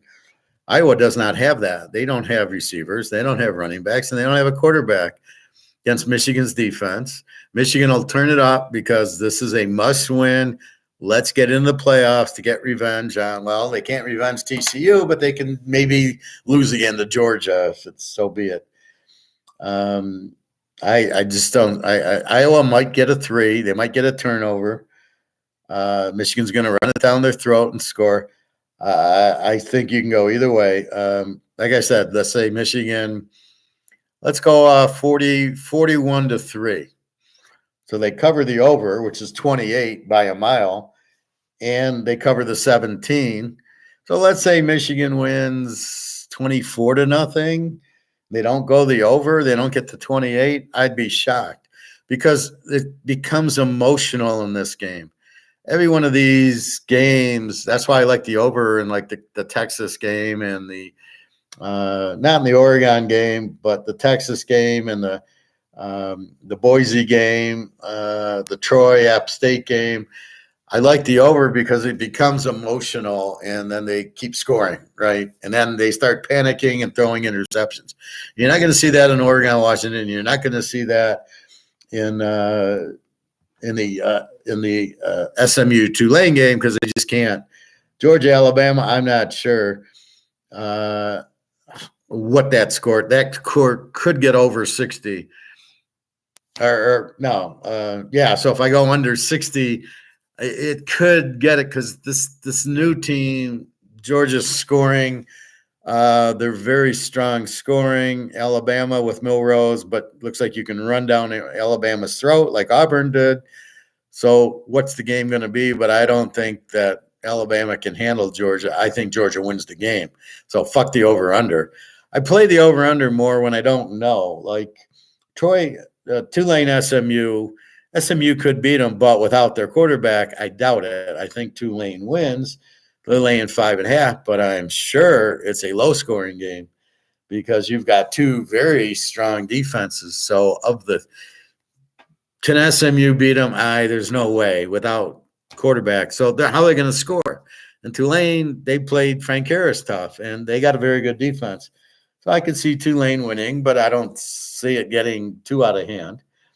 So that's how I look at it. But in this game, Michigan's got to win by at least 3 touchdowns, which means all I got to do is win by 17, which is the number. So I'm like, well, Michigan minus 17. And then I'm going to go over on the game because I think Michigan, all I need is with Michigan's 28.5. I need 29 points. There's no way that Michigan's not. They scored 30 on Ohio State. So we use that as a barometer. If they can score 30 on Ohio State,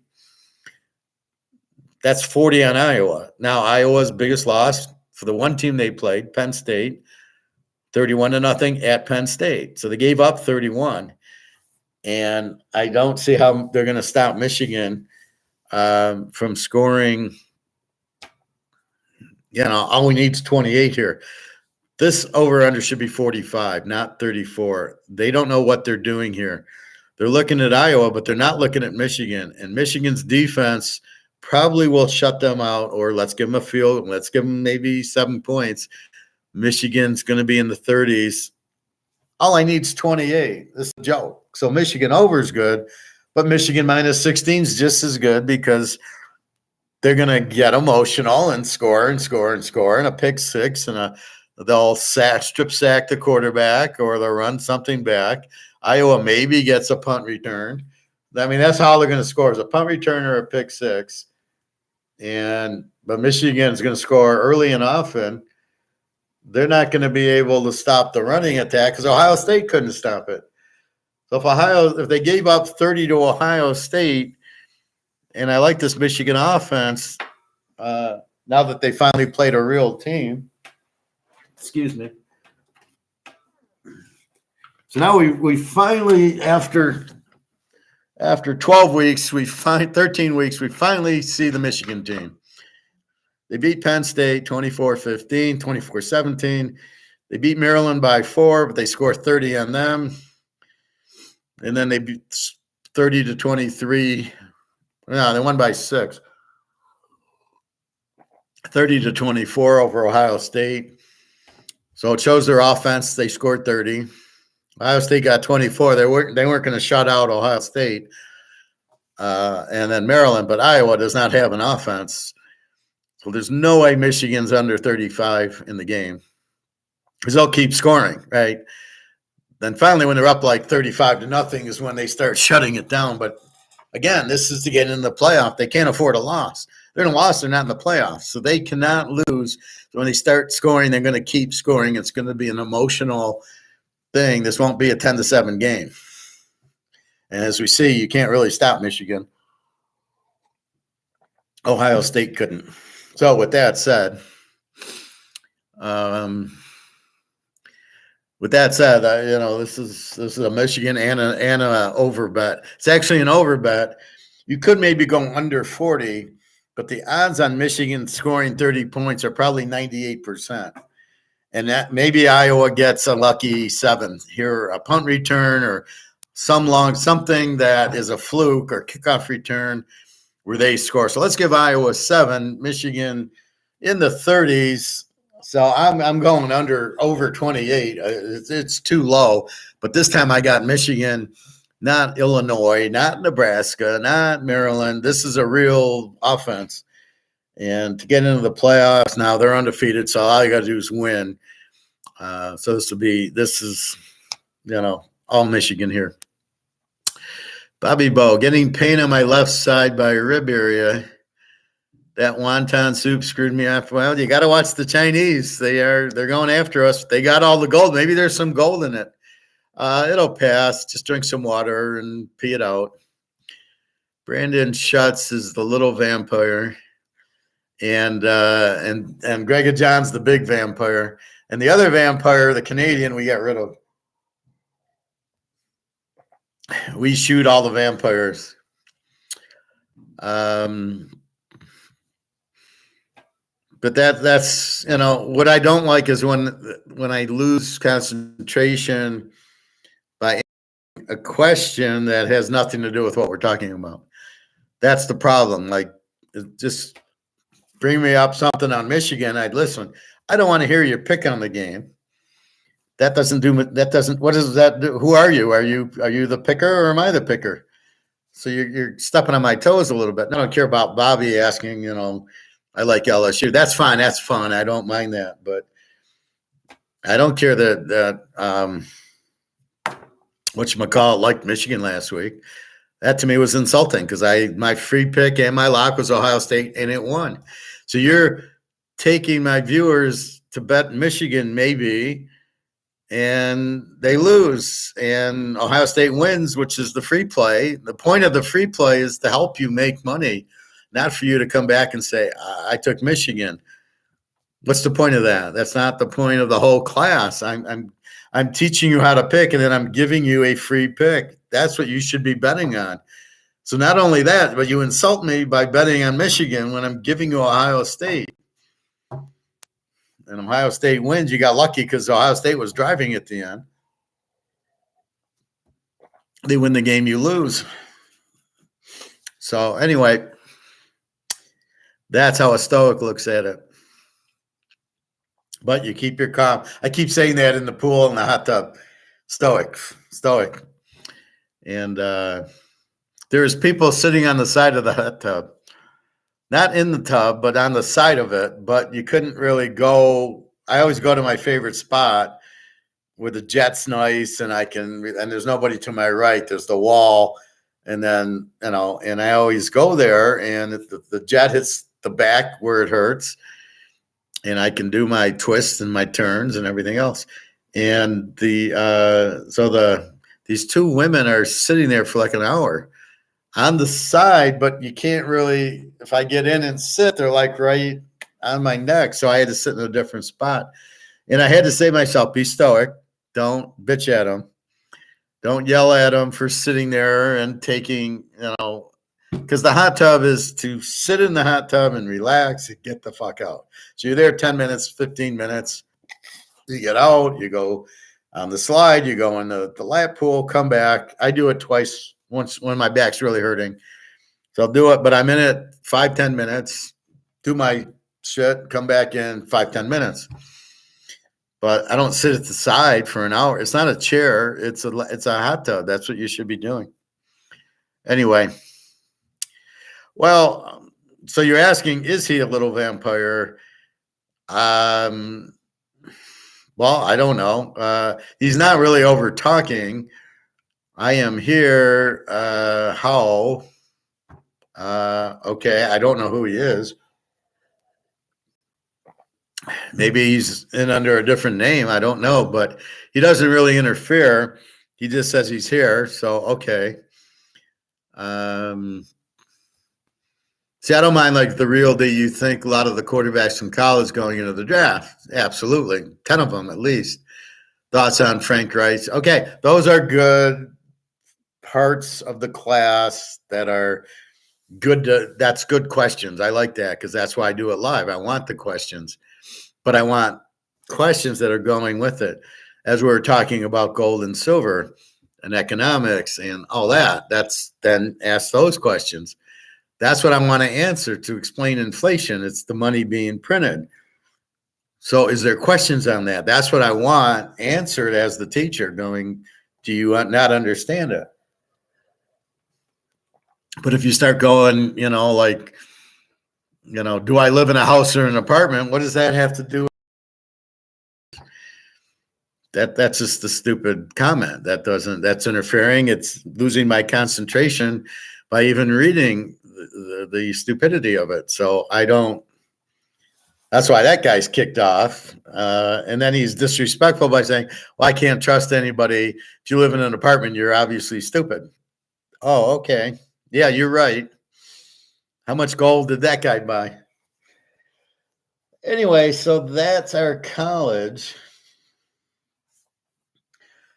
We'll go through it one more time. Liberty, New Mexico State. Liberty, a B team with a 22 defense. Mexico State with Pavia. I was right. How did they lose to UMass and beat Auburn? Okay. They're a B team with a 20 defense. Liberty 10.5, 55 at home. The game's at Liberty. Possibly an over, possibly New Mexico State in 16. It's a big game. Seems like a lot. We got Oregon, an A team with a 16 defense against Washington with a B team with a 23 defense. We got over under a 66.5. 9.5 is a bit much. 66.5. I think it's an under because Washington's not scoring and Oregon's defense is really good right now. So I just think Oregon wins, and I don't think it gets into the 70s. So really under 72, that's a pretty big number. I don't see them getting to. That's so Friday's game, and that game is in Las Vegas, so it's not in Oregon or Washington. Miami of Ohio, Toledo is the MAC game in Detroit. Toledo, the A team with the 20 defense. Miami, a B team with the 16. Their quarterback, Gabbert's been out a month, so the backup's been playing. He's not anything special. Toledo, 7.5, 44.5. I think Toledo, I just think they're the better team with their starting quarterback. Both teams have good defenses, so probably a low-scoring game, but I think Toledo can win it. Oak State, Texas. The game's at AT&T, the Jerry World. Oak State, the over team, the 27 defense with the best player in college football, Ollie Gordon. I think he's got 1,500 yards now, leads the country. Texas, the A team, 17 defense, which looks good.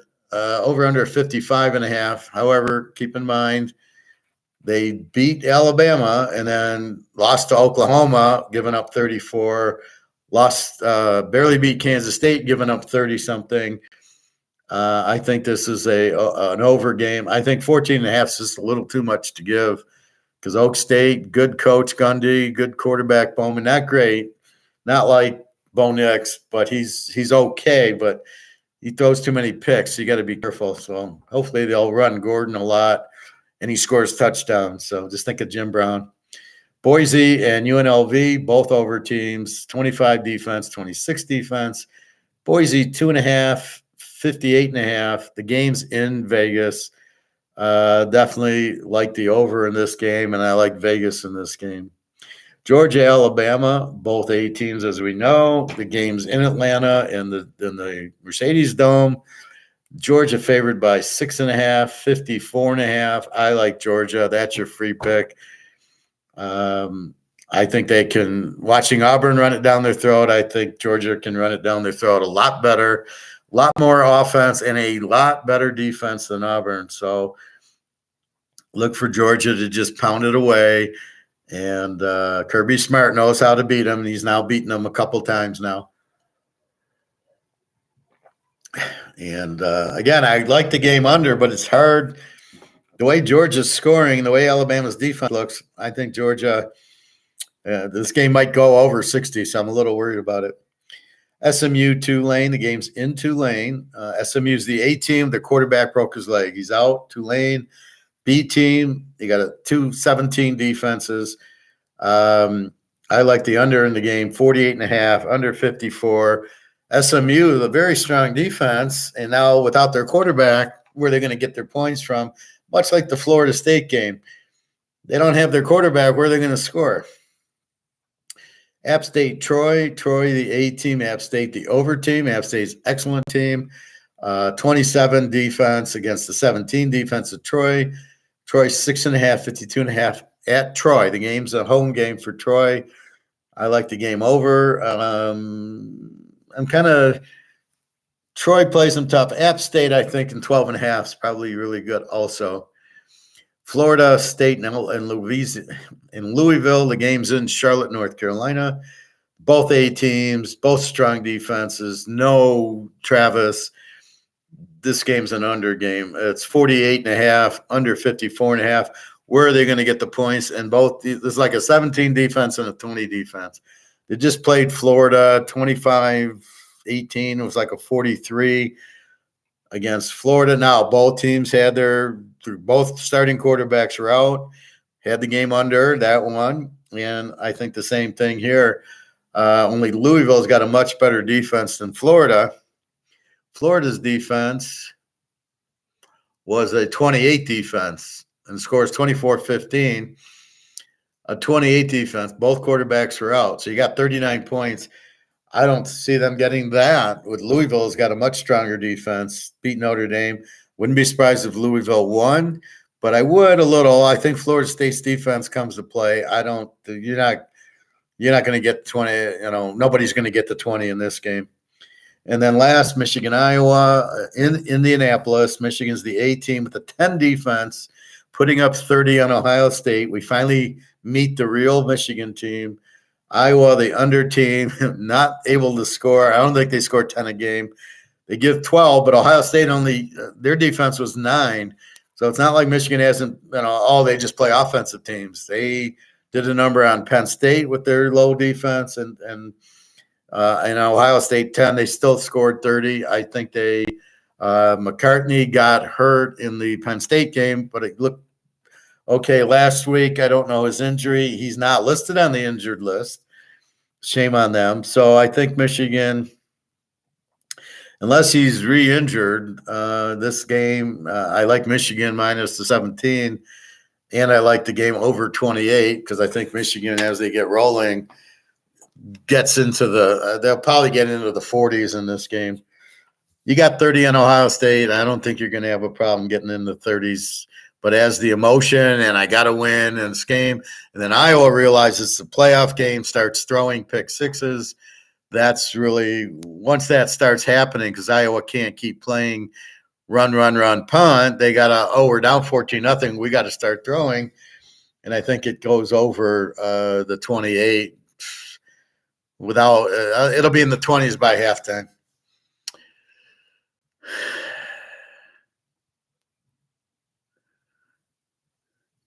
He needs to shut up and go buy medals. We all need to shut up and go buy medals. We don't have much time. By the way, I didn't know all this time that Ryan Mallett had died. I didn't know either until you just mentioned. He was on Michigan, right? He was the quarterback. I think he played a little in the pros. When did he die? Didn't hear about it. Hey, Nick. Just purchased, should be a huge weekend. Going to the Eagles-Niners Sunday, hoping for a good one. Oh, okay. Thanks for purchasing. Happy holidays. I put a huge lock out there, and I love it. And the Eagles-Niners, analyzing. Well, I don't have my stats up yet. I'm surprised the Niners are favored, and the Eagles 46. I had a huge Eagle-Buffalo game over because the Buffalo doesn't have a very good defense, and it went way over. This game I'm not sure of. Frisco 1.5, 46. I got over circled, but without really studying it, just superficially. The free play is Denver over, or Denver getting points from Houston. My God, thank you, Lord. Same, I really like Eagles as a dog. I don't know if I want to play the Eagles as the dog or I want to play the over-under in the game. I play the over-under in the game, and I'm not sure if I want the Eagles or the Niners. I don't want to fuck with the Niners now that they've recovered from their 3-game losing streak. I'm really leery of them, and Philly kind of doesn't have their backs against the wall. The Niners do. The Niners are fighting them for the 1 seed, and it's revenge from the playoff game. So I'm not that stoked. Well, let's go through the pro lines.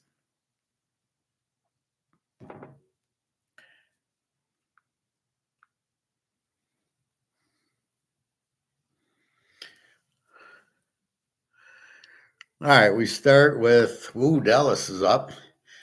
Dallas was 7.5 is up to 9. I think there's injuries to Seattle. 46.5 didn't change. So I don't know if there is injuries. Dallas -9 against Seattle. Tyler Lockett. Hard to trust Dak Prescott. San Diego 639.5, up from 4.5. The ironic part is that was my line, 6. And 39.5 down from 41.5.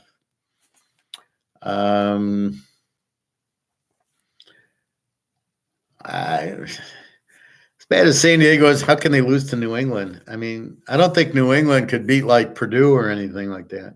I don't think they'd win a game in the Big Ten. And I would definitely, if New England played Georgia, I would lay 14 with Georgia, and not think twice about it. Detroit 4.5 over New Orleans. I know there's a few injuries, and again, this line went to 45.5. What the fuck's going on? So New Orleans, I don't know. Olave, Thomas is out. Olave got hurt, but he's questionable. The Lions, we know, is an over team. Nobody wants to face the fact that their defense sucks. The Bears put 30 on you. The Packers put 30 on you. Jordan Love and Fields put 30 up on you. And you don't want to admit you have a bad defense. They've seen the tapes. They realize the secondary blows. That's what they're doing. Can New Orleans take advantage of it? I could never take Detroit here. They're a road 4.5-point favorite at New Orleans. New Orleans is not that bad. It's probably an over. I don't know. I got to see if Olave. I don't think Thomas can. I think he's out. But if you got Olave and Kamara playing and Carr playing, I know they have some backups. So this will be interesting. And I think you found the Lions' weak spot, which is their secondary, right? And notice what Chicago and Green Bay started doing. They started blitzing Goff. He's throwing 3 picks each game. So all of a sudden, if you would have listened to Professor and blitz fucking Fields yesterday, the Vikings would have won easy. So we'll see New Orleans. They have a good defense. So I don't know about over yet. I got to study it more, but I can't believe the Lions are 4.5-point favorites. Atlanta, 334. 3-34 to the Jets, Jets. And I have not bet the Jets the last few weeks. So I don't know. Somebody was giving it to me about the Jets. I'm like, well, yeah, they're starting Boyle. I'm a Jet fan with Aaron Rodgers. Atlanta 334. They did beat New Orleans last week. The Jets, I mean, the only way you can play this game's under. Boyle's terrible. He sucked on the Lions last year. I don't know what they're seeing in Boyle to even give him a chance. And it's not Zach Wilson's fault. It ain't Boyle's fault. Their offensive coordinator's an idiot. He fucked up Denver last year. He made Russell Wilson look like a high school guy.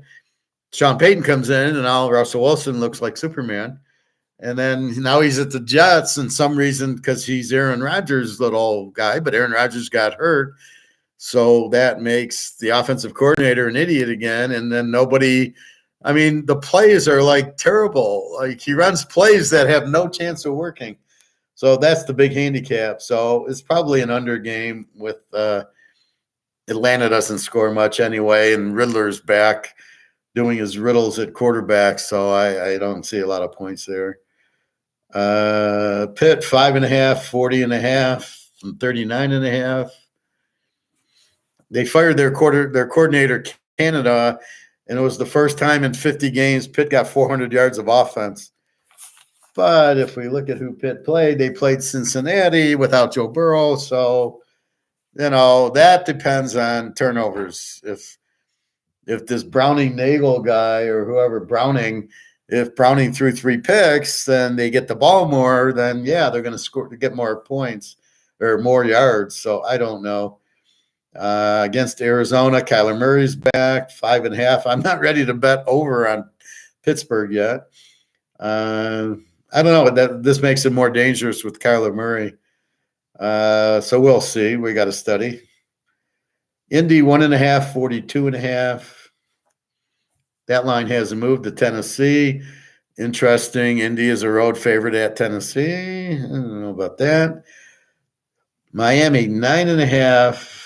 Up from 8.5. 49.5 to Washington. This game should go into the 70s, I think. This is a big over. Washington's an over team, and then they got rid of Chase and the other guy, so they have no pass rush. Miami should sit back and score, but I think Washington scores on this defense. Again, I don't have my numbers in here yet. I got to do that tonight. But look for a high-scoring one. Miami, there's a few teams that are just over teams. Miami, San Diego, maybe the Rams, Philadelphia. I think Green Bay is becoming Jacksonville. I think they're just over teams, right? Just look for a spot to bet them over. And then you got your Pittsburghs and your, Tennessee's, Atlanta, the Jets. You just bet them under. And that's, so you get a Miami, Washington, you got two over teams basically. Although Washington, their quarterback's so bad. What did they do last week? Washington, Dallas beat them 45-10. So I'm expecting the same type of score here against Miami. They'll light them up. The difference is Miami's not as good on the road, and Miami's but Washington's got no offense. So, yeah, do I want to take 3.5? Do I want to trust Tug Lavu out with 3.5? I don't know. I don't trust him. Houston now up to 3.5, 47.5 to Denver. So you want to give Sean Payton? I have Denver a 3.5-point favorite. They got a Houston 3.5-point favorites. I checked the injuries twice. I don't see any injuries. Sean Payton's still the coach. Russell Wilson's still the quarterback. What the fuck is going on in this game that you're making Denver the dog? They beat Buffalo or did they beat Philly? I think they beat Buffalo, and I know they beat Kansas City. And the other time they played KC was close game. No, they still get to beat Oakland and San Diego a couple times. I'm still thinking Denver could win the division because KC's got a real hard schedule. At Green Bay's not going to be easy, and I think they get Buffalo and Philadelphia. Or no, they just played Philly. I think they get Buffalo coming up. So it's going to be difficult for KC. They got the harder schedule. I wouldn't be surprised if Denver wins the division, but I'm just looking at them. I'm getting 9.5 from Houston, and that's your free play, everybody. Just take Denver and the 9.5. They're going to win the game straight out. And I'm not fucking with the over-under. I fuck with the over-under. If Denver was a 3-point favorite, I might go over. But Denver's defense has been very strong lately. They knocked out Thompson Robinson. I loved it. And it was an easy one. That was one of the strange games that I did not look at that game under. I looked at Denver getting 3.5, and then it went to 1.5, and I bet them again at 4.5. I bet Denver twice last week. And I just had a feeling that it did stay under, but I had a feeling they were going to win because Thompson Robinson against Russell Wilson and Peyton at Denver was like, okay, no problem here. And I've been watching earlier. I watched the Houston-Jacksonville replay on YouTube, and Jacksonville had no problem moving the ball in Houston with Trevor Lawrence. Wait till Russell Wilson and Sean Payton get a hold of them. So they're not going to be able. They're not shutting them out. I don't get the point spread. Tampa Bay 5.5 down from 6 and 36.5. Down from 38. Ooh, a lot of the sharps betting it under. I know Carolina's the Z team, and I know that Oregon and Georgia and Michigan would beat them. So I don't know that Carolina could win a game in the Pac-10, let's say. Maybe in the Big Ten they could beat Northwestern or somebody, but they couldn't beat Arizona, Oregon, UCLA. They couldn't beat anybody. This young guy is terrible. He shouldn't be starting. You got Andy Dalton sitting on your bench, and you're not playing Andy Dalton, and you're going to go, what, 1-16? And then what are you going to do? You'll have the first pick in the draft. What are you going to do? You're going to go draft Bo Nix? You going to draft Caleb? You're going to draft Penix? Or are you going to stick with Vince Young? What are you going to do? Now, what you should do is take a, I guess I would take that Ollie Brown or Ollie Davis from Oak State, the running back. I would probably take him. One thing I noticed, this is Georgia respect. So Georgia, Philadelphia is playing Buffalo, and near the end of the game, and the big guy, the defensive tackle who should have been the first pick in the draft, is running after and keeping up with Allen, right? He's running stride to stride, forces Allen out of bounds, and he kind of dives, and he kind of loses his breath. And the thing I noticed was 3 Buffalo linemen come up to him and say, "Are you okay?" 3 Buffalo, probably from Georgia, came up to him to make sure he was okay. I've never seen that before. I've never seen the other team come up to, like, I've never seen a Buffalo guy come up to a Philadelphia guy, "Are you okay?" Or a Niner come up to him, or, Cincinnati guy come up to him. That's how much they respect this guy. This guy is a superstar.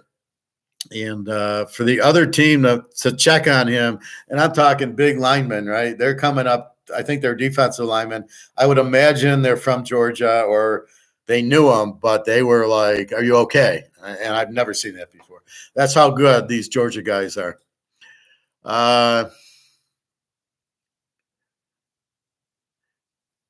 Bobby Bow, I am really disappointed in Derek Carr.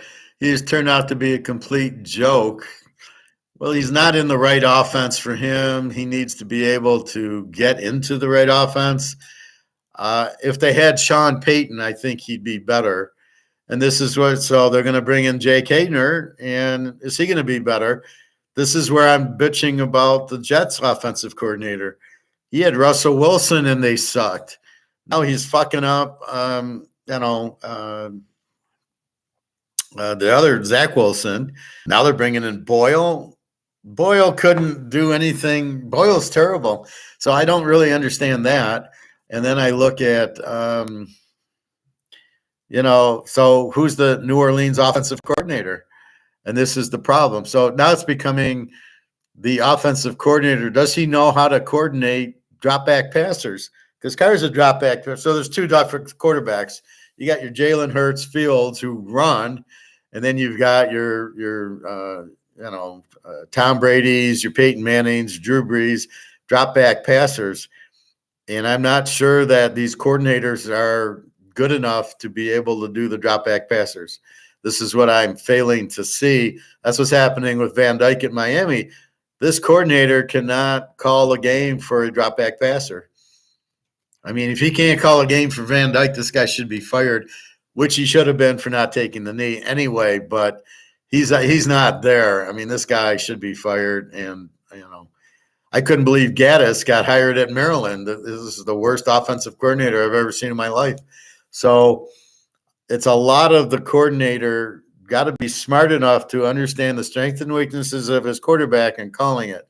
Carr was very good at Fresno State, and he had Devontae Adams. And that's why Devontae Adams is so pissed. He gets traded to Oakland to be with Carr, and they let Carr go so he could bring in Garoppolo because he coached Garoppolo at New England. And now we know why he's fired. But now you've pissed off Devontae Adams. So I don't really know what the fuck's going on there. But this is very strange. A very strange thing going on there. So keep in mind there. But it's not always – I don't know that it's Derek Carr. Well, look at your guy Daniels, the LSU quarterback. He sucked at Arizona State. When LSU got him, I couldn't believe they made him the starter. Now he's a superstar. That's another quarterback that goes on our draft list. So it's at least 10 deep to answer the other question about NFL the draft.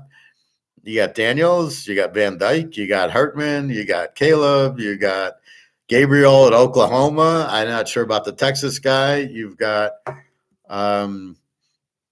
The kid at Kansas State, I wouldn't mind having him. You've got, Bo Nix, and you got Penix.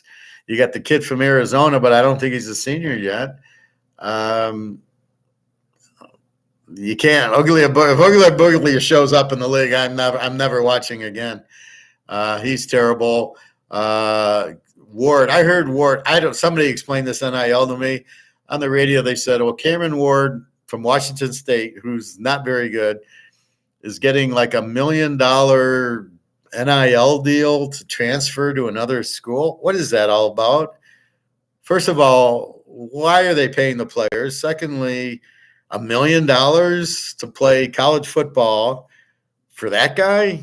I can understand Hartman and Van Dyke, but this Ward's not very good. So I don't know. I don't understand it. Why are they getting played? They're getting a free fucking education, which is $150,000, $200,000. They actually need $1 million signing bonus to transfer schools. Okay, this is way. Okay, I figured out how to bet this mess by my theories. Good luck anybody else, because the player movement, you don't understand how it affects the team. It might work, it might not even work. Look at Daniels. When he went to LSU, I would never have expected him to I think leads the country. I think he's got like 40 touchdowns and 3 picks, and then he runs for a couple, 1,500 yards. And, he's like Lamar Jackson, who can actually throw the ball. So he's doubly dangerous than Lamar. Lamar can only run and only do so much. This guy's for real. So, again, if I'm Baltimore, I get rid of Lamar. But so you got Fields. You want Daniels? You want Bo Nix? Or you want Fields? Chicago, Minnesota. Even with Kirk Cousins, I'd rather have those three or Caleb.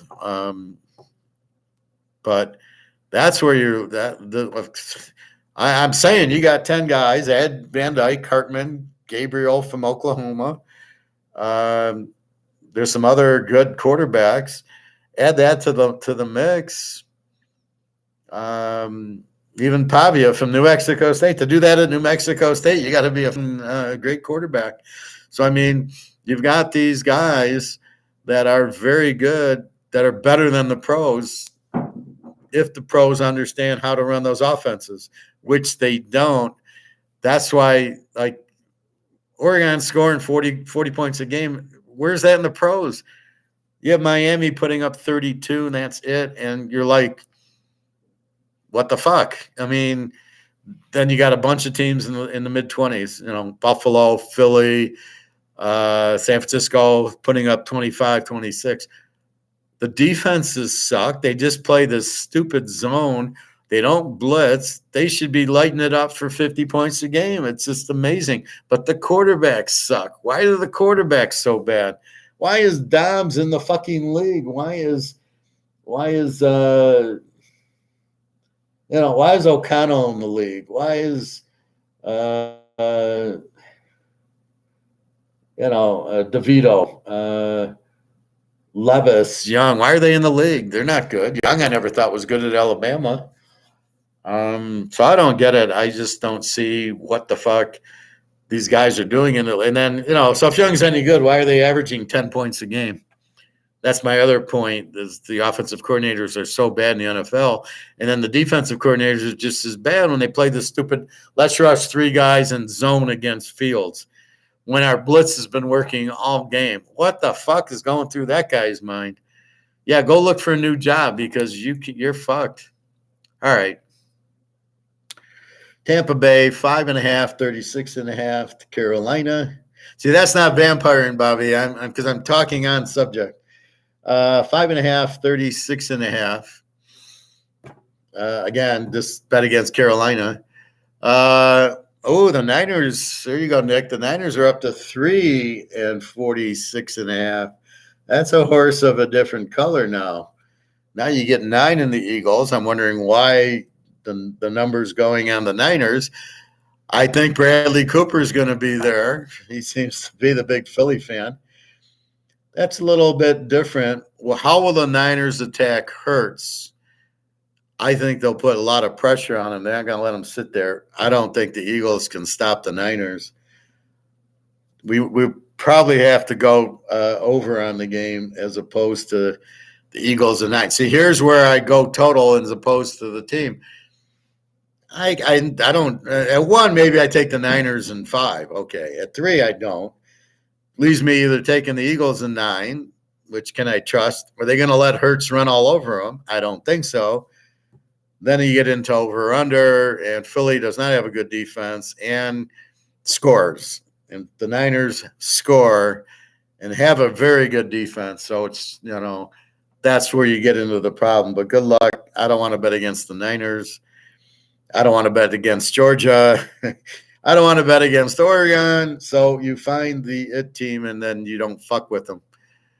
LA 3.5, 39.5. Down from 4.5. So is Thompson Robinson or PJ Walker the quarterback? I don't really care. I think the Rams kill them here. The Rams at home. Cleveland, they have a good defense, but they had 2 guys injured last week. Denver pounded them pretty good. And I think the Rams with Stafford, and as long as they have Stafford, Kupp, and Aaron Donald going, and they got these other receivers, and they got the coach. So Cleveland, it's going to catch up to them. Stafford against Thompson Robinson or PJ Walker. That's going to catch up to him. So my guess is that that Thompson Robinson maybe doesn't have the concussion or he's able to play, but so what? And I know he went to UCLA, so he's back home. Again, if they're playing Stanford, I'd bet Cleveland, but they're not playing Stanford. Super Bowl 1, we got KC 6.5, 42.5. That line hasn't moved to the Packers. Again, Kansas City is an under team. They are not an over team. Green Bay looks like more of an over team. Good luck blitzing Mahomes. This is not Jared Goff and the Lions. This is Mahomes. Good luck blitzing him. You can't. He'll shuffle around and hit Kelsey day and night. Very interesting game, though. Love, I played out of his mind. I don't know what to expect for Love. I couldn't believe that's why I lost. I said, Love sucks. Detroit will kill this type of quarterback.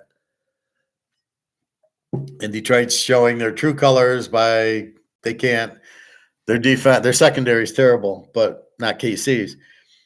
I think KC wins. I don't know by how many, and it's teaser world. We only have to lay a half. And the 42.5, we go probably under.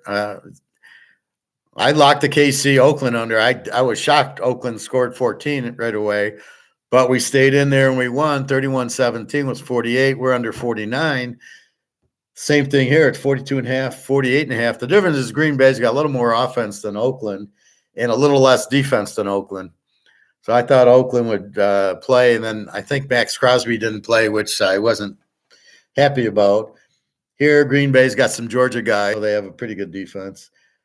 I don't know. At first blush, we have to check injuries, of course. I don't know. I think KC even, but they could lose this game. It's going to be cold. It's cold here and snowy. It's going to be cold and snowy in Green Bay, which isn't going to be good. Maybe you go under 48.5. Green Bay will have a hard time scoring, and KC's not scoring a whole lot. So we'll see about that. And then the last game, Jacksonville 7.5, 38.5. This was 41, 38.5 to Cincinnati with what the fuck's his name? Browning. This could be the first time I actually think Jacksonville can win. I can't believe the over-under was 41 and went down to 38.5. Of course, this is an under game without Burrow. With Burrow, see, here's where we're missing our opportunities. If Burrow is playing and Jacksonville is favored, it's a lock Cincinnati. This is where the injuries frustrate me because you wait for them, you wait for Cincinnati to be a lock, to be a dog with Burrow. Here they would have been a dog, probably 3 points. You get Burrow and 9. Just like the Baltimore game, which she got hurt in, they would have won. Same thing here. I think you got to go with Jacksonville. I don't know about totals, but they've been good, Jacksonville. I don't know what's going on with them, but they look better. I think they'll win this game. They seem to be able to score. Trevor Lawrence is terrible, but he seems to run a lot, and then he gets some open receivers. I think the offense is developed, is designed very well. So I think Jacksonville wins this one. Now we got to check injuries and everything. The one team I'm kind of confused is Baltimore. You lose to Cleveland 33-31. You beat my Seattle team 38-3. You kill the Lions. Oh, I was happy about that. I had Baltimore there. And then you go kill my San Diego team, of which I bet the over, and still wondering 20-10 without Boza. And I got Keenan Allen, and what the fuck happened there? I mean, is my coach got his head so far up his ass he can't call offense anymore? That I was shocked at. Is Baltimore's defense really that good? I thought Baltimore would score 40 on them because they got Lamar and they're playing strong offense. And San Diego with their offense, Baltimore ain't shutting them out. So I was shocked to see that score. Couldn't imagine that. So I don't know. Is Baltimore really that good? They do have a pretty good defense. But then what happened in the Cleveland game against the best defense in the league? 2 16s and they scored 33-31. What the fuck? Good, good luck here. I would advise Carr to retire ASAP and just load up the gold and silver. Well, all of them should be. Have you ever heard of Mike the Tiger? Is he the mascot or is he the actual tiger at LSU? Is he the real tiger, the one in the cage? He's the tiger that is on the LSU campus, very good looking. Oh, okay. So did you pet him? Did you have a talk with? Did you buy him some gold? That's cool. Yeah, I know. With what the hell happened to all our NFL quarterbacks? My God, who would think we would have games with Will Levis, Mac Jones, Danny DeVito? It's actually sad but hilarious and true at the same time. I don't understand. Really, let's go back to the reality is who the fuck are these GMs drafting these idiots? How do you draft Danny DeVito? At what point do you think he's going to be a good NFL quarterback? How do you draft Mac Jones, see how bad he is, and not play Zappy and keep playing Mac Jones? And you're the best coach that ever coached, besides Lombardi and Bill Walsh and Bill Parcells and Don Shula and Joe Gibbs and and George Allen. You're the best coach because you had Tom Brady. And by the way, that's why you won. And by the way, as soon as he left, you can't win 3 games. You're now a Z team without Brady. You can't replace him. You replace him with Mac Jones, an Alabama quarterback. The GMs are so. Look at the Bears. They got Field. Let's see the Bears, instead of trading Fields, getting a number 1 pick, there was no quarterback. So I would trade Fields to get the number 1 pick. But you know what? You're probably going to get the number 1. Well, I think the number 1 pick probably goes to Carolina. And well, if we look at this, the Z teams are Washington's not far away. Carolina probably get the 1. New England and the Giants and Arizona, but you got Kyler Murray. So Arizona doesn't need a quarterback. Carolina, what do you do with Vince Young here? You got little Vince Young Jr. What are you going to do with him? He's from Alabama. He must be good. So you've got the worst team in the league with a quarterback and the best quarterback draft you'll ever see in your life with 10 Pro Bowl quarterbacks waiting to be taken, and you're sitting on Vince Young. You've got Washington, who needs a quarterback. New England, God knows they need a quarterback. The Giants, what did the Giants do? They signed Daniel Jones to $35 million a year. That was a really good contract. He's worth it. He can run. I mean, he's not a quarterback. He gets hurt. What are you going to do? You're the Giants. You got the number 2 pick. I could have Bo Nix or Caleb or keep Daniel Jones, because he went to the Peyton Manning camp. Yeah, I'm going to keep Daniel Jones. I mean, what the fuck? What do you do with that? And you know he's a running quarterback, so why would you have Danny DeVito as your backup? You got Trask at Tampa. Why aren't you trading for him? Or Will Greer, who I think got let go from Dallas. Why aren't you picking him up instead of DeVito? Trask at least is a real quarterback.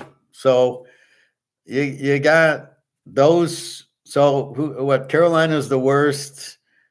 The Giants. Arizona, they got Kyler Murray, so they're all set. Chicago and Minnie, well, you got Fields. What do you do with them? Oakland needs it. So let's go down the list. So Detroit needs a quarterback. So does Green Bay. So does Washington. So really does Dallas.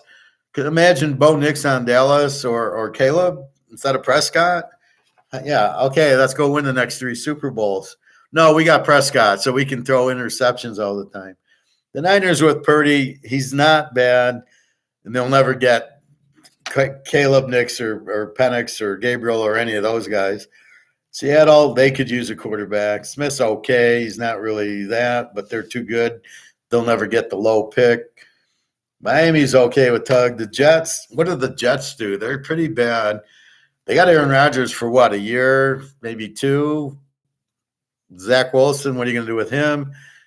They'll need a backup. Do they draft Caleb and they got Aaron Rodgers? I mean, I would if I were the Jets. They could play Green Bay. They could draft Caleb, wait 3 years. Rodgers retires. Caleb comes in as Rodgers in front. New Orleans with Carr, they've got Hayner, so I don't know. Atlanta with Riddler or Heineken, they need a quarterback. Pittsburgh and Cincinnati. Now, Cincinnati's got Burrow. Pitt needs a quarterback. They can't rely on Pickett, and they certainly can't rely on Trubisky. What does Carolina do with Vince Young? They can't. What are they going to do? They got to keep him, even though these others are 5 times better than him. They've got to keep Vince Young, and they'll be the first pick for the next 5. It's okay because we'll keep betting against Carolina for the next 5 years. Tennessee needs a quarterback. Levis sucks. Tannehill's injured, but they probably won't draft it because they think that Levis is good. Tampa has Trask. They need to play him and not Mayfield. Indy, God knows they need a quarterback. They got Richardson. Will he ever be healthy? And Minshew, okay, still he's not in their class. New England, God knows they need a quarterback, and the Giants need a quarterback. Jacksonville's got Lawrence. They won't take it. Houston's got Stroud. They'll keep him. Cleveland needs a quarterback. Well, I like Thompson Robinson. He was really good at UCLA like these guys, so I think I'm okay with him. Denver with Russell Wilson, you're fine. LA's got Stafford and Stenson Benson. They're fine. Arizona's got Murray. And then Clayton Tune is their backup. It's another joke. But you got Murray, so I don't see you grabbing maybe they get the Oklahoma State running back. Casey's got Mahomes. Oakland, O'Connell, they need a quarterback. Buffalo's got Allen. Philly's got Hurts. Baltimore's got Lamar. Why would they get rid of Lamar for Bo Nix or Caleb? You can't win a Super Bowl with Lamar. How many are you going to win with Caleb and Bo Nix and Gabriel and Hartman? Yeah, I'd probably get rid of Lamar, but they just signed them. They're got their heads up their asses. San Diego, Herbert's fine. They need a new coach, not a quarterback.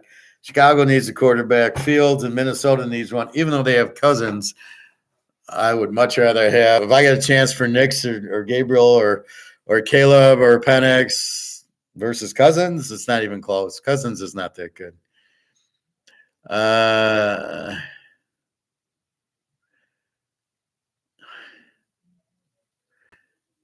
Yeah, Danny. Okay. I did not know until you just said Super Bowl one that Green Bay won the first 2 ever Super Bowls. I've learned something new again in the class. Yeah, they beat KC the first one, and they beat the Raiders in the second one.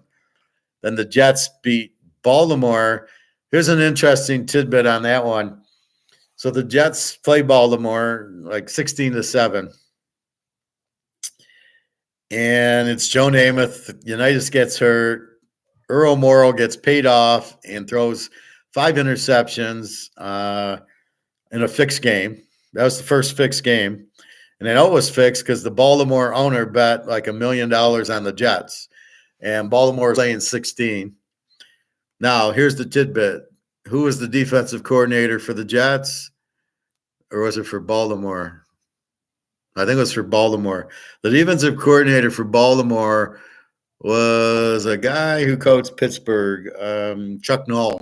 Chuck Noll was the defensive coordinator for Baltimore, and the Jets defensive coordinator was a guy called Buddy Ryan. So imagine that's why it was 16-7. You had Chuck fucking Noll, the defensive coordinator for the Colts. They were killing everybody, and that's why it was such a low-scoring game. No other reason, But that's what happened, and there you go. Chuck Noll goes on to the Steelers, but he was the defensive coordinator of the Colts. They were the number one defense. The other thing was in '63, the Bears won the title. Their defensive coordinator was a guy called George Allen, who went on to the Rams and the Redskins. He was their defensive coordinator. It was the one year the Packers didn't win when they won like 5 out of 7. Paul Hornung had gambled and had to sit out a year or two. So the Packers lost in 60, one in 61, one in 62. Hornung gets suspended. They lose to I don't know who they lost to in 63 or 61, 63. And then in 63, the Bears won with George Allen as the defensive coordinator. And then in 64, I don't remember who won. I think Cleveland with Jim Brown. And then it's Packers. So, yeah, they won the first 2. I don't know if I bet those games. I might have bet the Oakland game. They were laying 14 to Oakland, and it was Lombardi's last game. If you ever want to bet a coach in this last game, it would have been Lombardi, and they beat him by 20. But yeah, that was, I don't know. It was 67. So I was 7 years old. So yeah, I probably had something bet on it. I know I watched it. Danny DeVito, man, this is a funny stuff. These GMs are clowns. Dolphins got the MVP, of course, or Baltimore with Lamar. Buddy Ryan's son is Rex Ryan, former Jets coach. Yep. And there's another Ryan, another fat defensive coordinator. I think it was on Cleveland. I can't remember his name. But Buddy Ryan, yeah, he was the coach of the 85 Bears that shut out everybody. And here's where I excelled. I think I've mentioned this story. I'm in a pool at work. I'm working at Canadian Club. And you pick the games with no points. And you rank them 1 to 15 at the time. And so 15 was the best game, right? You put 15, 14. The only person in the world who had as their one pick was Miami over the Bears. And even the president was like, who the fuck picked this? Howard picked. And the reason was because I knew they couldn't blitz Marino. It was a simple matchup of you can't blitz Marino. He gets rid of the ball too much, too quickly. And that's what the Bears did, was blitz out of the 50 defense. And I can't remember what it was it called, the 50? Anyway, the Bears blitzed Marino, chucked the ball, the Duper and Clayton, and Miami won. And it was an easy game. And they were shocked. And I'm like, well, if you just understood what was going on, it was a very easy pick. But that's why I'm the professor, because I look at those angles. It's all about the matchups. Really, what you're looking for in these games are when my team has the ball. Okay, so let's look at Knicks. San Francisco, Philadelphia. When Frisco has the ball, are Philly going to stop them? No. When Philly has the ball, can San Francisco stop them? Absolutely, most of the time. They'll get a few. That's what you're looking. That's the whole puzzle that you're looking at is, can my team score and can my team defend? That's why we're looking at that's why I'm looking at Michigan, Iowa. Michigan with the 10 defense, Iowa with the 12, but Michigan scored 30 on Ohio State. So when Michigan has the ball, they're going to score on Iowa. Yes. When Iowa has the ball, they're going to score on Michigan. No. That's the matchup I'm looking for. So now it's either lay the 16.5 or go over 28 because Michigan's going to score. Iowa ain't going to stop them. That's what you're looking at in betting. You look at the same thing in girls and poker and craps and everything we do. That's what you're looking at. You know, what is the matchup? That's what I keep trying to teach. And I do it in different ways. And the same thing in gold. The dollar's going away. The matchup is, can the dollar play against gold? No, gold wins. Is the dollar surviving? No, they're printing it to nothing.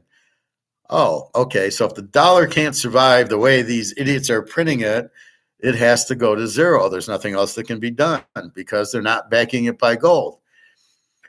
The JP Morgan doesn't want gold to play because they know that they'll run right through the dollar, right? The dollar's defense can't stop gold's offense. Me and you are sitting here going, well, I got to buy more gold because they're going to win. That's what we're doing. And silver. And then everybody on the sidelines is in dollars. They're realizing gold's going to win because they can't print gold. So it's going to keep its value. Like the Mahomes card, it's going to keep its value at 50 is what it's going to keep it at. So therefore, I can buy the Mahomes card because it's only 50. They can't print it to death because that's the killer of the dollar. All the dollars, when you print it and print it and print it, it goes to zero.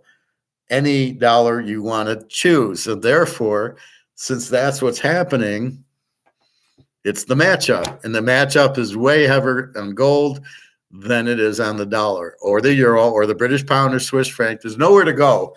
All the dollars can't handle gold. That's why all the central banks in Russia, China, and Alligator and Egon are buying gold. That's why you buy gold, because the dollar can't compete.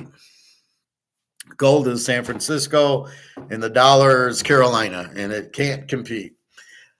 That's what this whole thing I'm teaching is in a roundabout. As I get more and more like, oh yeah, let's use this. And that's basically what it is. That's why you buy gold. It can't lose. The matchup, it's Georgia, right? You can't stop them, and their defense is so strong. You just keep betting on gold like you bet on Georgia. Bobby Bo. Oh yeah, he used to be the defensive coordinator for the Saints. Yeah, with the gray hair and long hair. Gold versus the dollar is like Georgia against the D3 team. Yeah, well, that's basically that's like Michigan against Michigan State. I mean, it's just that's exactly the argument that we all understand. That's how strong gold is, because you can't print gold. Why is this worth 2 cents? Because they printed it to be worth 2 cents. They printed so many of them that they lose their value. And that's the beauty of gold. And the only real reason you own gold is they can't print it, which makes your risk of the value of gold going down zero if it's not fucking manipulated by JP Morgan, which is why nobody understands the price of gold, is they don't get the manipulation that they can't print it. So they're doing it with derivatives. The derivative is how they're trying to kill the gold price, because they can't print the gold. So therefore they do the derivatives. But Russia and China figured it out. We figured it out. The central banks are figuring it out. So as everybody realizes, well, you can't print gold. What the fuck is this? And my question is, why are we even listening to the gold printing, the paper printing? Why aren't we just looking at the physical price of gold? And that's where it is.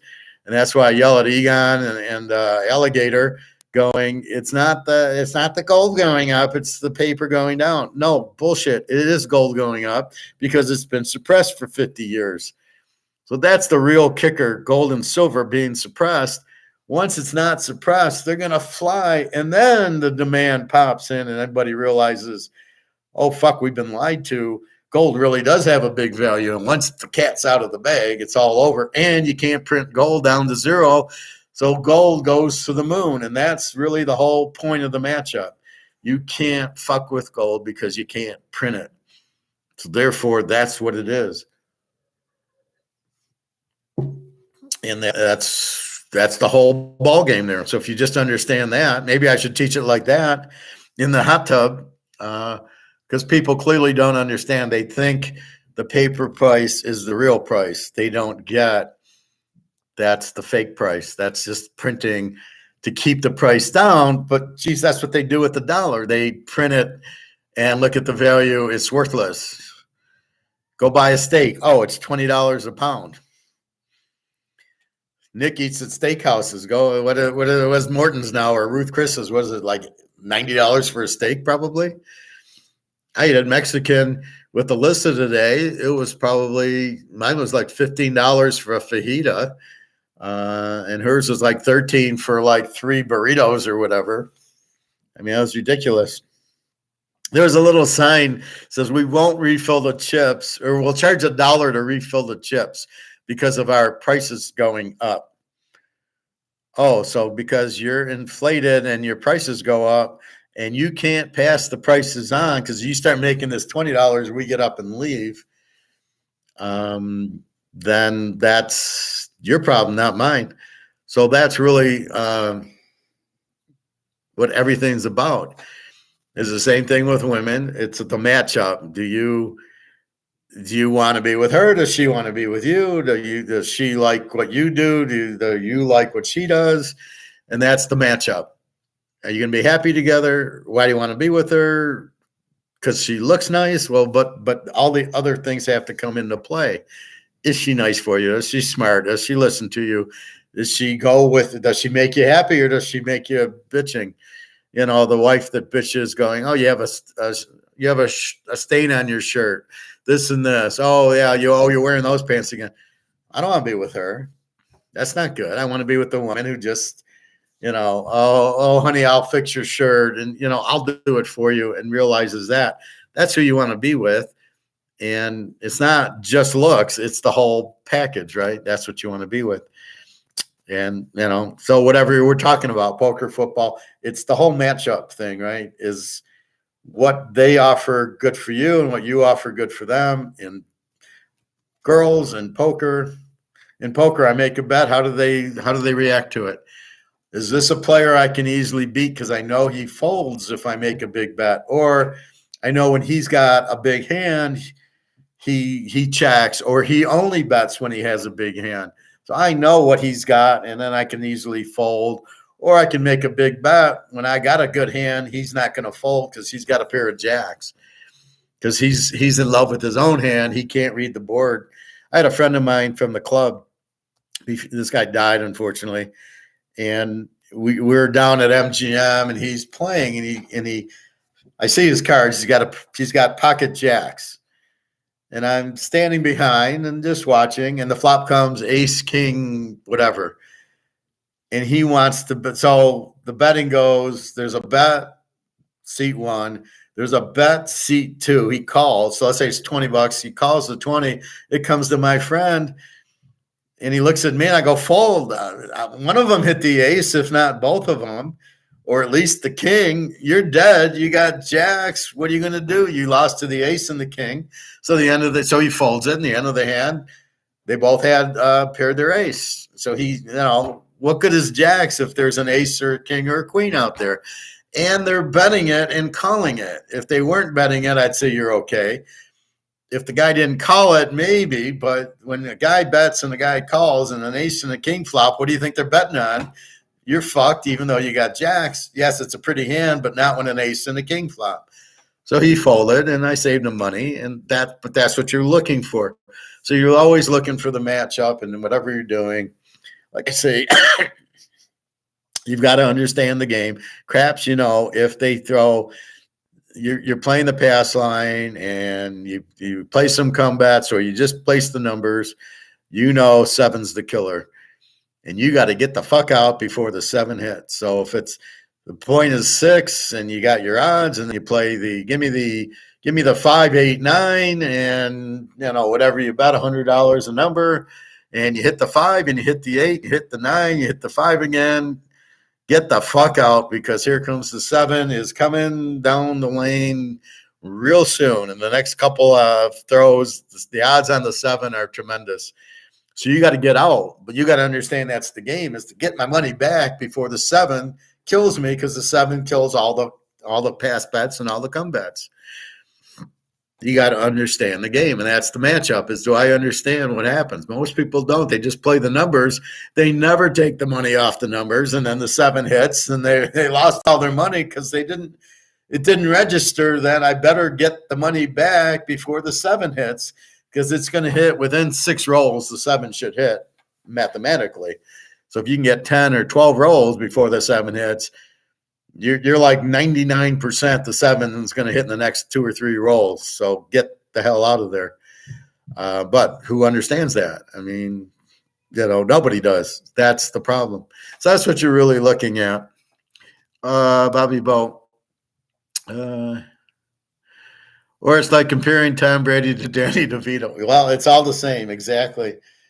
You have this very strong gold is king. That's what the gold standard is. There's not a paper standard, but they try to hide it on you, because the Ponzi scheme being played on us is by the banks, making you believe that this has a value. This is worthless. But since I went to Mexican with Alyssa today and we're able to use this to pay the bill, we think it's got a value. And the restaurant thinks it has a value because that's what they're charging. At my restaurant, well, okay, Teaserking, I take money, but what do I do with it? As soon as I get it, I go buy gold and silver with it. I mean, that's automatic. Buy it, get it, gold and silver. And but I would take gold and silver. I would never take Bitcoin. It's not gold. It's not silver. It's not money. I don't know what it is. It's some computer program that people are stupid enough to think has value. And the fact that it goes up in value and down in value doesn't mean anything that it's money. And the fact gold doesn't go up is because it's suppressed. So at least understand that game. But that's what the Ponzi scheme is they're printing the dollars. So instead of Madoff going for feeder funds to give him money to pay out the little guys, they said, fuck that. We're not going to pay anybody out. We're not going to go to we're just going to print the money and put it in our pocket. That's why I believe the mafia is behind all the governments. So the mafia is printing the money, putting it in their pocket, paying off the politicians, and let's print $1 trillion. Let's print $1 billion, and just putting it away, not understanding, because they're not Austrian economists, they're mafia, that the more you print, the less it's worth. So as you are greedy printing the money, and there's nothing wrong with greed if it's done right, that you think you keep printing the money, there's no effect to it. Right? I can print $1 billion and nothing happens. It's still worth $1 billion. And I print $1 billion and I print $1 trillion. There's no danger. And that's where they don't understand. If they had any brains, they'd print and buy gold with it. And that's maybe what they're doing. Maybe they're the ones keeping the gold price down on COMEX as long as they could have. And then they're buying gold. Maybe they have a lot of gold. Maybe they have 50 tons of gold or 5,000 tons of gold, the mafias all over the world. So they're printing their money to buy the gold at the $2,000 COMEX price. That wouldn't surprise me at all. In fact, that makes a perfect amount of sense. They're the ones behind the COMEX keeping the price of gold down, because they know how valuable it is, and they know you can't print it, and it'll never go to zero. It's the perfect crime, because we'll keep gold down, we'll buy it. And now they can't buy it anymore because Russia and China said enough. Our mafia wants it. Our mafia has a bunch, and we want the price to go up. We don't like what the Americans did with the whatchamacallit, the subsidies. We don't like that, and or the sanctions. We don't like the sanctions. Now we want them to pay. Let's make gold go up. Let's make the dollar go out, and let's watch everybody in the U.S. cry. Like in the Madoff, they're all crying. Oh, that's my life savings. Are you that stupid that you didn't understand what was going on? Why didn't you pull your money? Did you think 7 was never going to hit the crap table? I lost all my money in craps. I kept going. I kept winning and winning, and I never thought the 7 would hit. Really? I never thought Madoff was a scam and a Ponzi scheme, so I kept playing it. Really? You're that stupid? You had no idea how he was making it, and he's giving you this return all the time. You thought because he's smarter than anybody else in the world that he can pick and go 100% on his stocks. Really? Are you this stupid? This is the problem with a lot of people. They don't know. They don't know what to ask. They don't know how to analyze. They don't know how to think. Wait a minute. I heard about this scam, this Ponzi scheme, and my answer was I can get 15%. And now I got a master's in finance in 95, and I go, if all you can get is 5%, let's say, how are you getting 15%? It can't be. It's not legal. It's not normal. You can't do it.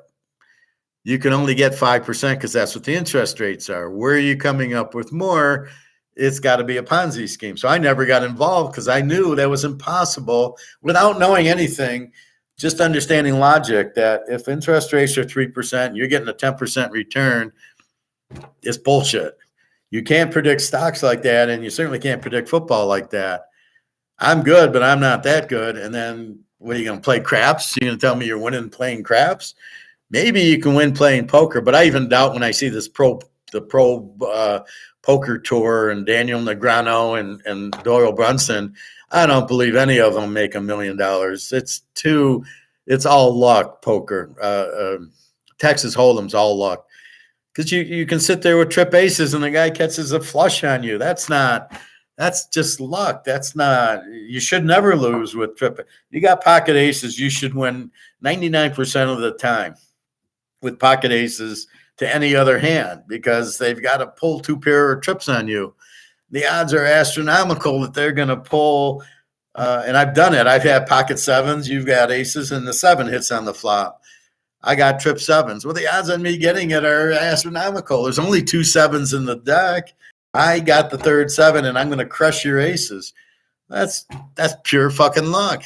I didn't use skill. I called with the 7s, praying I get a 7, but it's just bullshit luck. That game, there's no way these guys are millionaires. I don't think they ever use their own money. I think that money was just there for TV to draw people in to play because that's what the casinos do. People come, they eat, they drink, they shop, they play. Maybe they win, maybe they lose, and that's it. I mean, I play when I win, it's because there's some idiot at the table. I was there for a Michigan-Ohio State game Thanksgiving week. I don't know, 7, 8 years. This is when Rodriguez was the coach, and I'm playing poker, and I got a pair of kings at king flops. So I'm about to make a bet, and the guy next to me is so anxious. He's like ready. He's like got his hand. He's got all his chips, and he's going in. And I look at him, and then he realizes I didn't act yet. And I go, okay, I'll check. And he goes all in, and I call him with the trip kings because if I would have bet, maybe he folds. So I didn't bet. He goes all in with a pair of 7s or something. That's because he's an idiot. I won, not because I was good. I didn't do anything. I let this guy bet all his money. So, I mean, that's what it is, but I don't buy that you can win at Texas Hold'em. I believe you can win at 7-card stud or skill games, but I don't believe Texas Hold'em's a skill game. Betting a lot and getting a guy to fold, I don't believe is skill. It's more psychological. It isn't poker. And it depends. If Bobby's got $20 million and I got $1 million, he's going to win every time because he can keep betting $1 million. And it's going to force me out. It's too much. I can't afford to lose. He can. So he's going to beat me every time because he's got a bigger stack than me. And unless I catch aces and he bets and I call and hope I last and win, and then I got to do that 5 times in a row. But otherwise, it's all luck. And I don't, football is a lot more skill than poker by what I do. So keep that in mind. No, Alyssa's not the new girl. Alyssa's a girl I used to go out with several years ago, about 5 years ago. And she was living me with the time, and she got pregnant, not by me.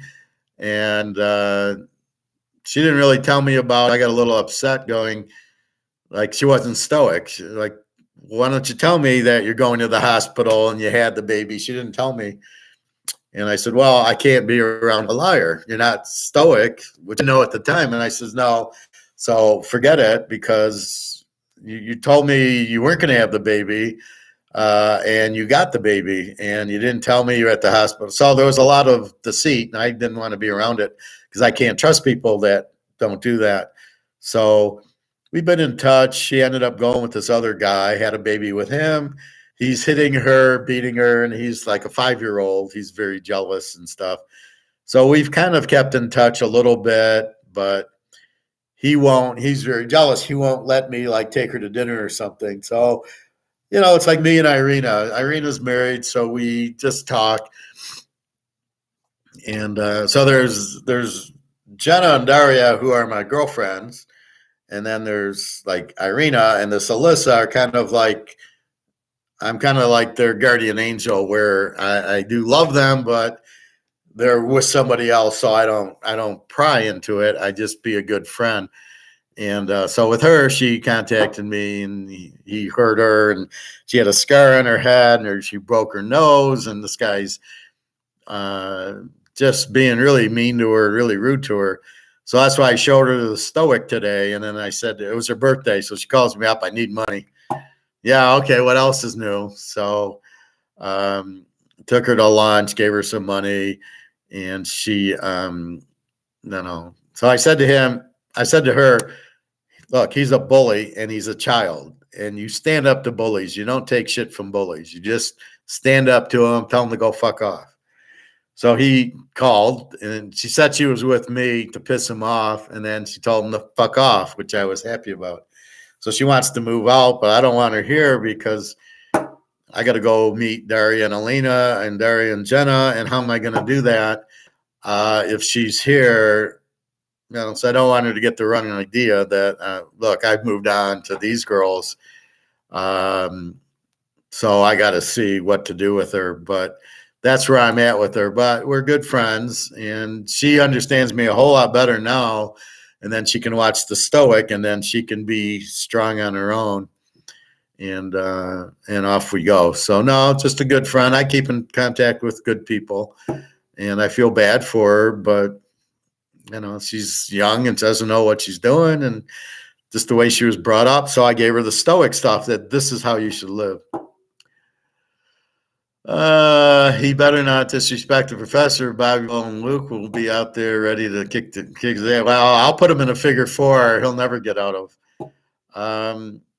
Well, I won't take shit. I've never met the guy. He's scared of me. He's jealous of me because he knows I was her boyfriend and she was living with me. And if she would have been honest about the birth, I don't know. We'd probably still be together.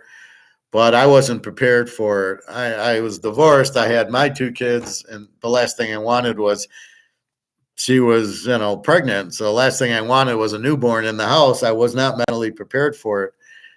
So I was not expecting that, and we weren't ready for it. There was no crib, the diapers and everything. And then she had like a baby shower, and she didn't invite me. And I'm like, okay, fuck off. Then, I don't need this shit. You're disrespecting, right? You're not being stoic with me. You're lying to me. So I don't, once that it's the only rule I have with Jenna and Daria and anybody else is don't lie to me. Look, you want to go out with another guy you like or girl, go right ahead. Just don't lie to me, because the lying is disrespectful. It's up to me if that's the type of, that's the type of girl she is, or, that's what she likes to do. That's fine. If she's having fun with it, that's fine. I'm not the jealous type. I want my girlfriend to be happy. That's my point. Just don't lie to me. So as long as you don't lie to me, I'm fine with whatever it is that makes you happy. And that's kind of how it is. And they love it. They don't cheat on me. They are very happy that I'm with them and that I'm you know, I was talking to one girl and she says, all I care about is just be nice to me. That's all she wanted, just be nice to me. And I'm like, man, what a life you must have had that you're so hurt that all you're looking for is somebody to be nice to you. I said, well, I always love and respect all my friends. I said, that's me. And I didn't realize I was stoic until I started watching this stuff. But that's it. That's how people should be treated is you love them and you respect them and you're honest with them. So when I say something, that's it. I'm being honest and that's why I give these games out, right? You hear me walk through them and then and then Monday we go over them. Well, that's what I picked. I mean, I'm telling you, you should still buy because you don't know how to bet them, right? You don't know which one's the lock. You don't know how much to bet. I pressed up. If you look at my history, I was like 9 units, then 11, and then 15. Now I'm 17 units. I'm nailing everything. The last 3 weeks, I am red hot. And this week, I already posted the lock. It's like 30 units or something. And there's a few other games I posted. College is easy this week. There's only 6 or 7 games, and pros I need to study. I was a little disappointed. I was looking for Baltimore. I bet them under, and then they're off this week. That's what I hate about these buys. There's a team that's hot. You want to bet them. Well, at least there's Denver for me, but you're trying to look for the hot team. And what I hate is I finally figured it out, right? I now know what the teams are this year. I figured them out about 4 weeks ago. So like Notre Dame, Stanford with a 36 defense. Here comes, I said, they're going to score a lot against this defense. They won 56-23. That is not known early in the year. You've got to see it. And then with all this transfer portal shit, oh my God, it's going to take me 5 weeks every year to figure it out unless the quarterback stays. So that's why it was easy this year with Oregon and Washington. I knew Bo Nix and Penix were still there. Caleb, I knew was there. So that's what I need to start with are the returners that I have a good line on. I had no idea with Colorado what type of team, but it didn't take me long to figure out they were an over team with no defense. And once I figured that out, we made a lot of money on them over. I think the only loser I had was the fucking Oregon game when they didn't score. And then I realized, Oregon has a very strong defense. So that was it. But like Colorado, USC, that was a 90, and USC Washington was a 90. So that's another reason I'm looking at the Oregon this week is Washington, Oregon, USC lit them up, right? And then they didn't score on Washington State and Oregon State. Okay, Oregon State was a rainstorm. So Washington State. So now I'm thinking of the way Oregon's playing and the way Washington's playing and the way they played the first game. And it's not in Washington makes me really like Oregon. So you're figuring all this out, but you have to know what to look for. And the key is really the defense, right? I mean, look at Louisville, Florida State's a 20 defense and a 17 defense, and you don't have the quarterback. What do you think's going to happen? You're going to put up 50 points, which they might, but I would be just if this game's not 17-13, I don't know what to think, but that's what you look at, and then Michigan, Iowa, you go, well, Michigan put up 30 on Ohio State, who's got a 10 defense. Iowa's 12. As good as Iowa State is, they're not Ohio State's defense, and Iowa doesn't have an offense, and Michigan's going to score. So then it becomes a Michigan play and or an overplay or both. There's a few boths I have this week, and that's what you try to figure out. Well, once you've got it figured out, then you hammer it. There's no way this game's under 28, Michigan, Iowa. Too much. They put up 30 on Ohio State. Don't you think they're going to put up 30? And then it becomes emotional because it's for the playoff. And then Iowa can't sit back. So once Michigan gets up 14-0, they got to start throwing the ball, which is pick six time. And before you know it, Michigan's up 45-0, not because of the Iowa defense, because of the Iowa offense. Because this is a playoff game. Iowa can't afford to just sit there and not score and win 12-10. They can't do that. And there's no way they're holding Michigan. Michigan's going to run it down their throats. So you can't sit there and do that. So they're going to have to, as they get down, they're going to have to open it up, and they don't have the offense to do it. They're not going to just keep running. Oh, we're down 21-0. Oh, we're down 28-0. Let's run it into the line 3 times. So that's what you get in these championship games. The panic sets in, and you start getting little higher scores. I think Georgia runs away from Alabama, and Michigan runs away from Iowa. Oak State, Texas, I think will be high scoring and close. And then Oregon, I think, runs away from Washington. But I don't think Washington, this could be like 40-7 or something. I don't think Washington's going to do a whole lot because they haven't looked good. Something's wrong. I don't know if there's injuries to the linemen or whatever, but Oregon's defense got a whole lot better, and I just don't see this being 36-33 like the first one was. That's my guess. That's the cautious one, right? I can pound out Georgia and Michigan and Troy and Florida State with a lot of confidence. I get to Oregon, it's like, well, I like them, but not as strong. And that's how you dictate your bets, your units. That's what you're looking for. I'm going to bet a lot more on Georgia and Michigan than I am on Oregon, but I think Oregon wins. But they're fucking facing Washington, so I can't be stupid and just ignore that Washington is a good team that beat Oregon. But the fact it's revenge and at Vegas makes it a little easier to take. And that's what we look for in the pros as we get used to it now. We see Carolina's a Z team. We see Washington blows. The Giants are not even they're a high school team. If they play Georgia or Michigan or Oregon, I don't think they'd score. I would think that they would lose by 30 points to those 3 teams. I would lay if you made the game next week and it's Georgia against the New York Giants, I would lay 14 points with Georgia, and I would win the bet. They would win 30-0 because they got Danny DeVito, who couldn't even start on Georgia. That's the problem. It's the GMs are clueless. They don't know what they're doing. They can't spot talent. They can't draft. They don't know what they're doing, and then they keep changing coaches. That's the other problem. So you change coaches. Look at Arizona. They had the guy. They let him go. They bring in a new coach. He lasts a year. Now they're bringing another new coach. How the hell am I the GM? I don't know what the coach wants, so I can build good players. Well, you got Kyler Murray.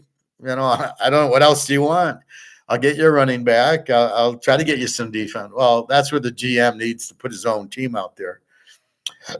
And then hire a coach that's going to run the team. But when you pick up a Giant coach or the Bear coach or the Packer coach, you're like, how the fuck what are you thinking hiring this coach? Well, he was the towel boy for the 49ers, so I'm going to make him the head coach now. Oh, okay. So anyway, that's really everything's about the matchups, we'll call it this time. Remember what I called it last time, but it all fits. It's all the same logic over and over and over. That's really what's happening. So that's what you gotta. But you gotta be stoic, and you gotta listen, and you gotta think, and you gotta be very analytical and say why. Why is gold price low? And understand. Ask that question. That's the question you need to ask. Because once you understand that you can't print gold, you're going, why isn't gold $20,000 an ounce? And then you realize it's derivatives, and it's derivative to make the supply go up to keep the price down. But wait, you can't keep the supply up when you can't print. You can't print gold. Well, we'll print paper gold. Well, that's not physical gold. So you just keep buying it, and they keep it down. And then as people start realizing what you're doing, you're caught with your hand in the cookie jar. So that's the type of questions you should ask. And I do it in football all the time. I'll look at a score and I'll go, oh, North Carolina State beat North Carolina 39-20. What happened? How did that happen? Or they should never have beaten them. Or Cal beat UCLA 33-7. What the fuck happened there? How did UCLA only score 7 on Cal, who has a 35 defense? I'm expecting 30 points from UCLA. And that's what you dig into. Oh, it's the quarterback. Oh, there was pick sixes and there was turnovers. They went for it on fourth down 5 times and didn't get it, like the Lions. That's what you start realizing. Now I got to factor in this fourth down bullshit and all this turnover bullshit because the offensive coordinators suck. So that's what you're looking at. Like Cal will be a great pick in the bowl, whoever they play. They're a very strong team, very underrated, very undervalued. That's what I do best is find the Cals, find the Oklahoma States. I've already found Kansas and Kansas State, and that's, it was Baylor and TCU last year. I didn't play Baylor. Baylor and TCU didn't show up this year. I got off of them and moved on. That's why I say I'm good at figuring it out each year. So last year was TCU, I bet every week, in Kansas State. And this year it was more Oklahoma State. I found the running back. That's what you do by asking the question, why? Once you figure out something doesn't look right, I do that in accounting. We should have $10 million in expense every month. This month it's at 5. Well, wait a minute. What happened? Why isn't it 10? Or it's 20. Why isn't it 10? And that's how I've analyzed the whole time. I finally had my interview with the law firm yesterday. So I said to him, he asked me, and then he said, do you have any questions? I says, yeah, your thing says $21 an hour for a finance manager. Is that a misprint?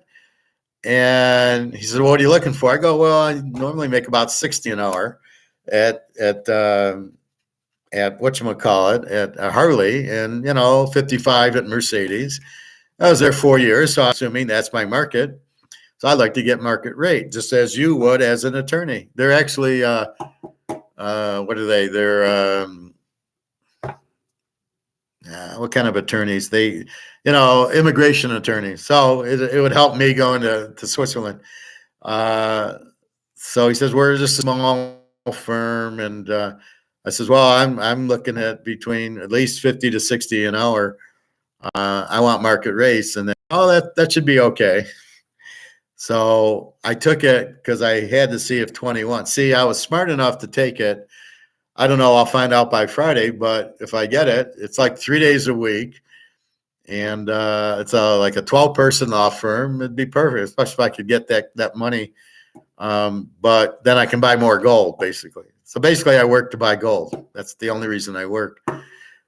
Soon I might not have to if gold keeps going from, I don't think it's been 2050 before. And if it breaks 21 to 22, it's going to 25. And then people will realize silver's at 25. I think silver. See, what'll happen is people will want to buy gold, but it'll be so expensive they won't be able to afford it. That's why I'm yelling at you to buy it at 2,000. It's 20,000. You're going to buy gold? You're going to buy a tenth of an ounce for $2,000, maybe. I'm paying $250 for my tenth of an ounce. What are you going to do? You're going to buy it at 20? No, you'll probably buy silver. Let's say silver is 100 an ounce. You go, well, I got to get out of money because they printed the fucker to nothing. I got to buy real money to protect my family and eat.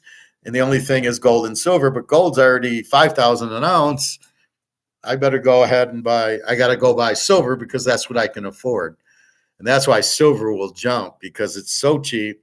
You won't be able to buy the gold. You'll buy the silver. And then the back door is once it goes to, let's say, 10 or 15 to 1 gold to silver. Right now it's 88. It's supposed to be 10. So when gold hits 20,000, silver will be 2. You take 10 ounces of silver, or maybe 15, and you go, I want to buy an ounce of gold. And so the $25 silver you bought is going to buy you a $20,000 ounce of gold. Talk about a return on your investment. That's the prudent play that's why we buy the silver. Silver's not going to go to, at least I don't think it'll go to 20, 30,000 an ounce. I don't think so. That's why gold is king, because gold moves and everybody wants gold. Now, keep in mind, the central banks, I'm sure, are buying silver too, but they talk mostly about gold. So all the central banks are buying gold. Again, they buy it because they don't want the dollar. Oh, wait. So you're telling me there's no demand for this? Well, what happens when there's no demand for this? It's worthless. Once there's no demand for the fat 60-year-old at the bar, she's worthless. Nobody wants her. 80 countries don't want this now, and they're all buying gold for their central banks. Oh, nobody wants it. The price goes to zero. And that's what's coming. And so we load up on gold and silver as much as you can afford. You sell whatever you can afford now. That's what I've been doing. Whatever I have that I just look at going, yeah, it's worth it. Not my Canadian club. Of course, I won't sell the 12-year, but if you have even the Mahomes card, if somebody offered me $5,000, I'd give it to them in a heartbeat. Take the $5,000 and go buy. Well, now I'd go buy 2.5 ounces of gold. Can you believe that? You got $10,000 and you can buy 4 ounces of gold with it. And it ain't the gold that went up in price. That's the problem with the dollar. That's how much the dollar's been killed. Is it takes, let's say 2,000. It takes 5 ounces. It takes $10,000. You only get 5 ounces. How about that? Used to be 35. So imagine $10,000 at 35 an ounce. That's really where the inflation, and it's not even the real price of gold. It's add at least 1 zero to it, maybe more. That's why I show you the Montana card. It's 100,000, 125,000 for his rookie card, PSA 10, but still. I mean, so you don't think gold's going to hit 125,000? No, but the Montana card will, but gold won't. Oh my God! And there's countless. The Rice, the Walter Payton, the Earl Campbell. All these cards are over 100,000 for the rookie cards. You don't think gold's only worth 2,000, really? Yeah, more people are interested in Earl Campbell than gold. Oh, okay. Yeah, I'm sure all the Chinese and Russian know who Earl Campbell is. So again, it's a lot of psychological. It's all matchups. So we understand the matchup of gold is that's it. But that's really what you're looking for. That's why most marriages don't work. There's not a good matchup. You marry for looks. They marry for money. They want to be, Daria says, you make me safe. I feel safe with you. Well, do you like me? I mean, is that why you're with me? Because I help you out with food and you feel safe, or the way I treat you. And that's fine. I don't mind. I like her. I wouldn't be doing what I do. The same thing with Jenna. They take a little advantage. Jenna bought a window, and can you help me out? Can you give me money for life so she can go get her nails done and her hair done and go to the gym? That's money for life. I love it. And, she knows I help her, but I don't help her a lot. It's not like I give her $5,000. I mean, maybe I've given her gold, and I said, gold's going up. When gold goes up, you're set, because I gave her a couple ounces of gold and probably 20 ounces of silver. So when it starts going, she'll be really wealthy, because it'll be in Ukrainian money, and $20,000 gold in Ukrainian money, she'll be a millionaire in Ukraine, of course. So I've taken care of her, and she understands that. And I told her, I said, gold's over 2,000 now. She goes, oh, okay, good. Here we go. And I think she understands it. At first she didn't, but I think she's starting to figure it out. And these wars aren't hurting gold. Anyway, so that'd be class for tonight. So free plays. Let's go Georgia over Alabama, even. Georgia against the Detroit Lions, even. And then they're taking Denver and 9 against Houston. Is like, you give me Sean Payton and Russell Wilson and 9 points, who beat Kansas City. Yeah, okay. Yeah, I can. And they beat Buffalo, I think. It's either Buffalo or Philly. I think they beat Buffalo. Yeah, I'm okay with that. Yeah, I think Houston, Kansas City, yeah, they're on different planets. So the way Denver's playing, it's going to be a 3-point game. Denver probably wins. Even if they lose, we got 9.5. You got to be kidding me.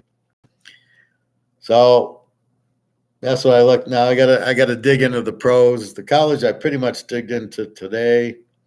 I've been looking at like the last 5 to really get what are our true numbers. Are they A's and B's? What are the really? I did that with Tulane, and they're like a 6 defense the last 5 or 6 games. So when I did that, here I have them as a 18 defense, but when I looked at the last 5 or 6 games, it was like a 6 or 7, but they were weak teams.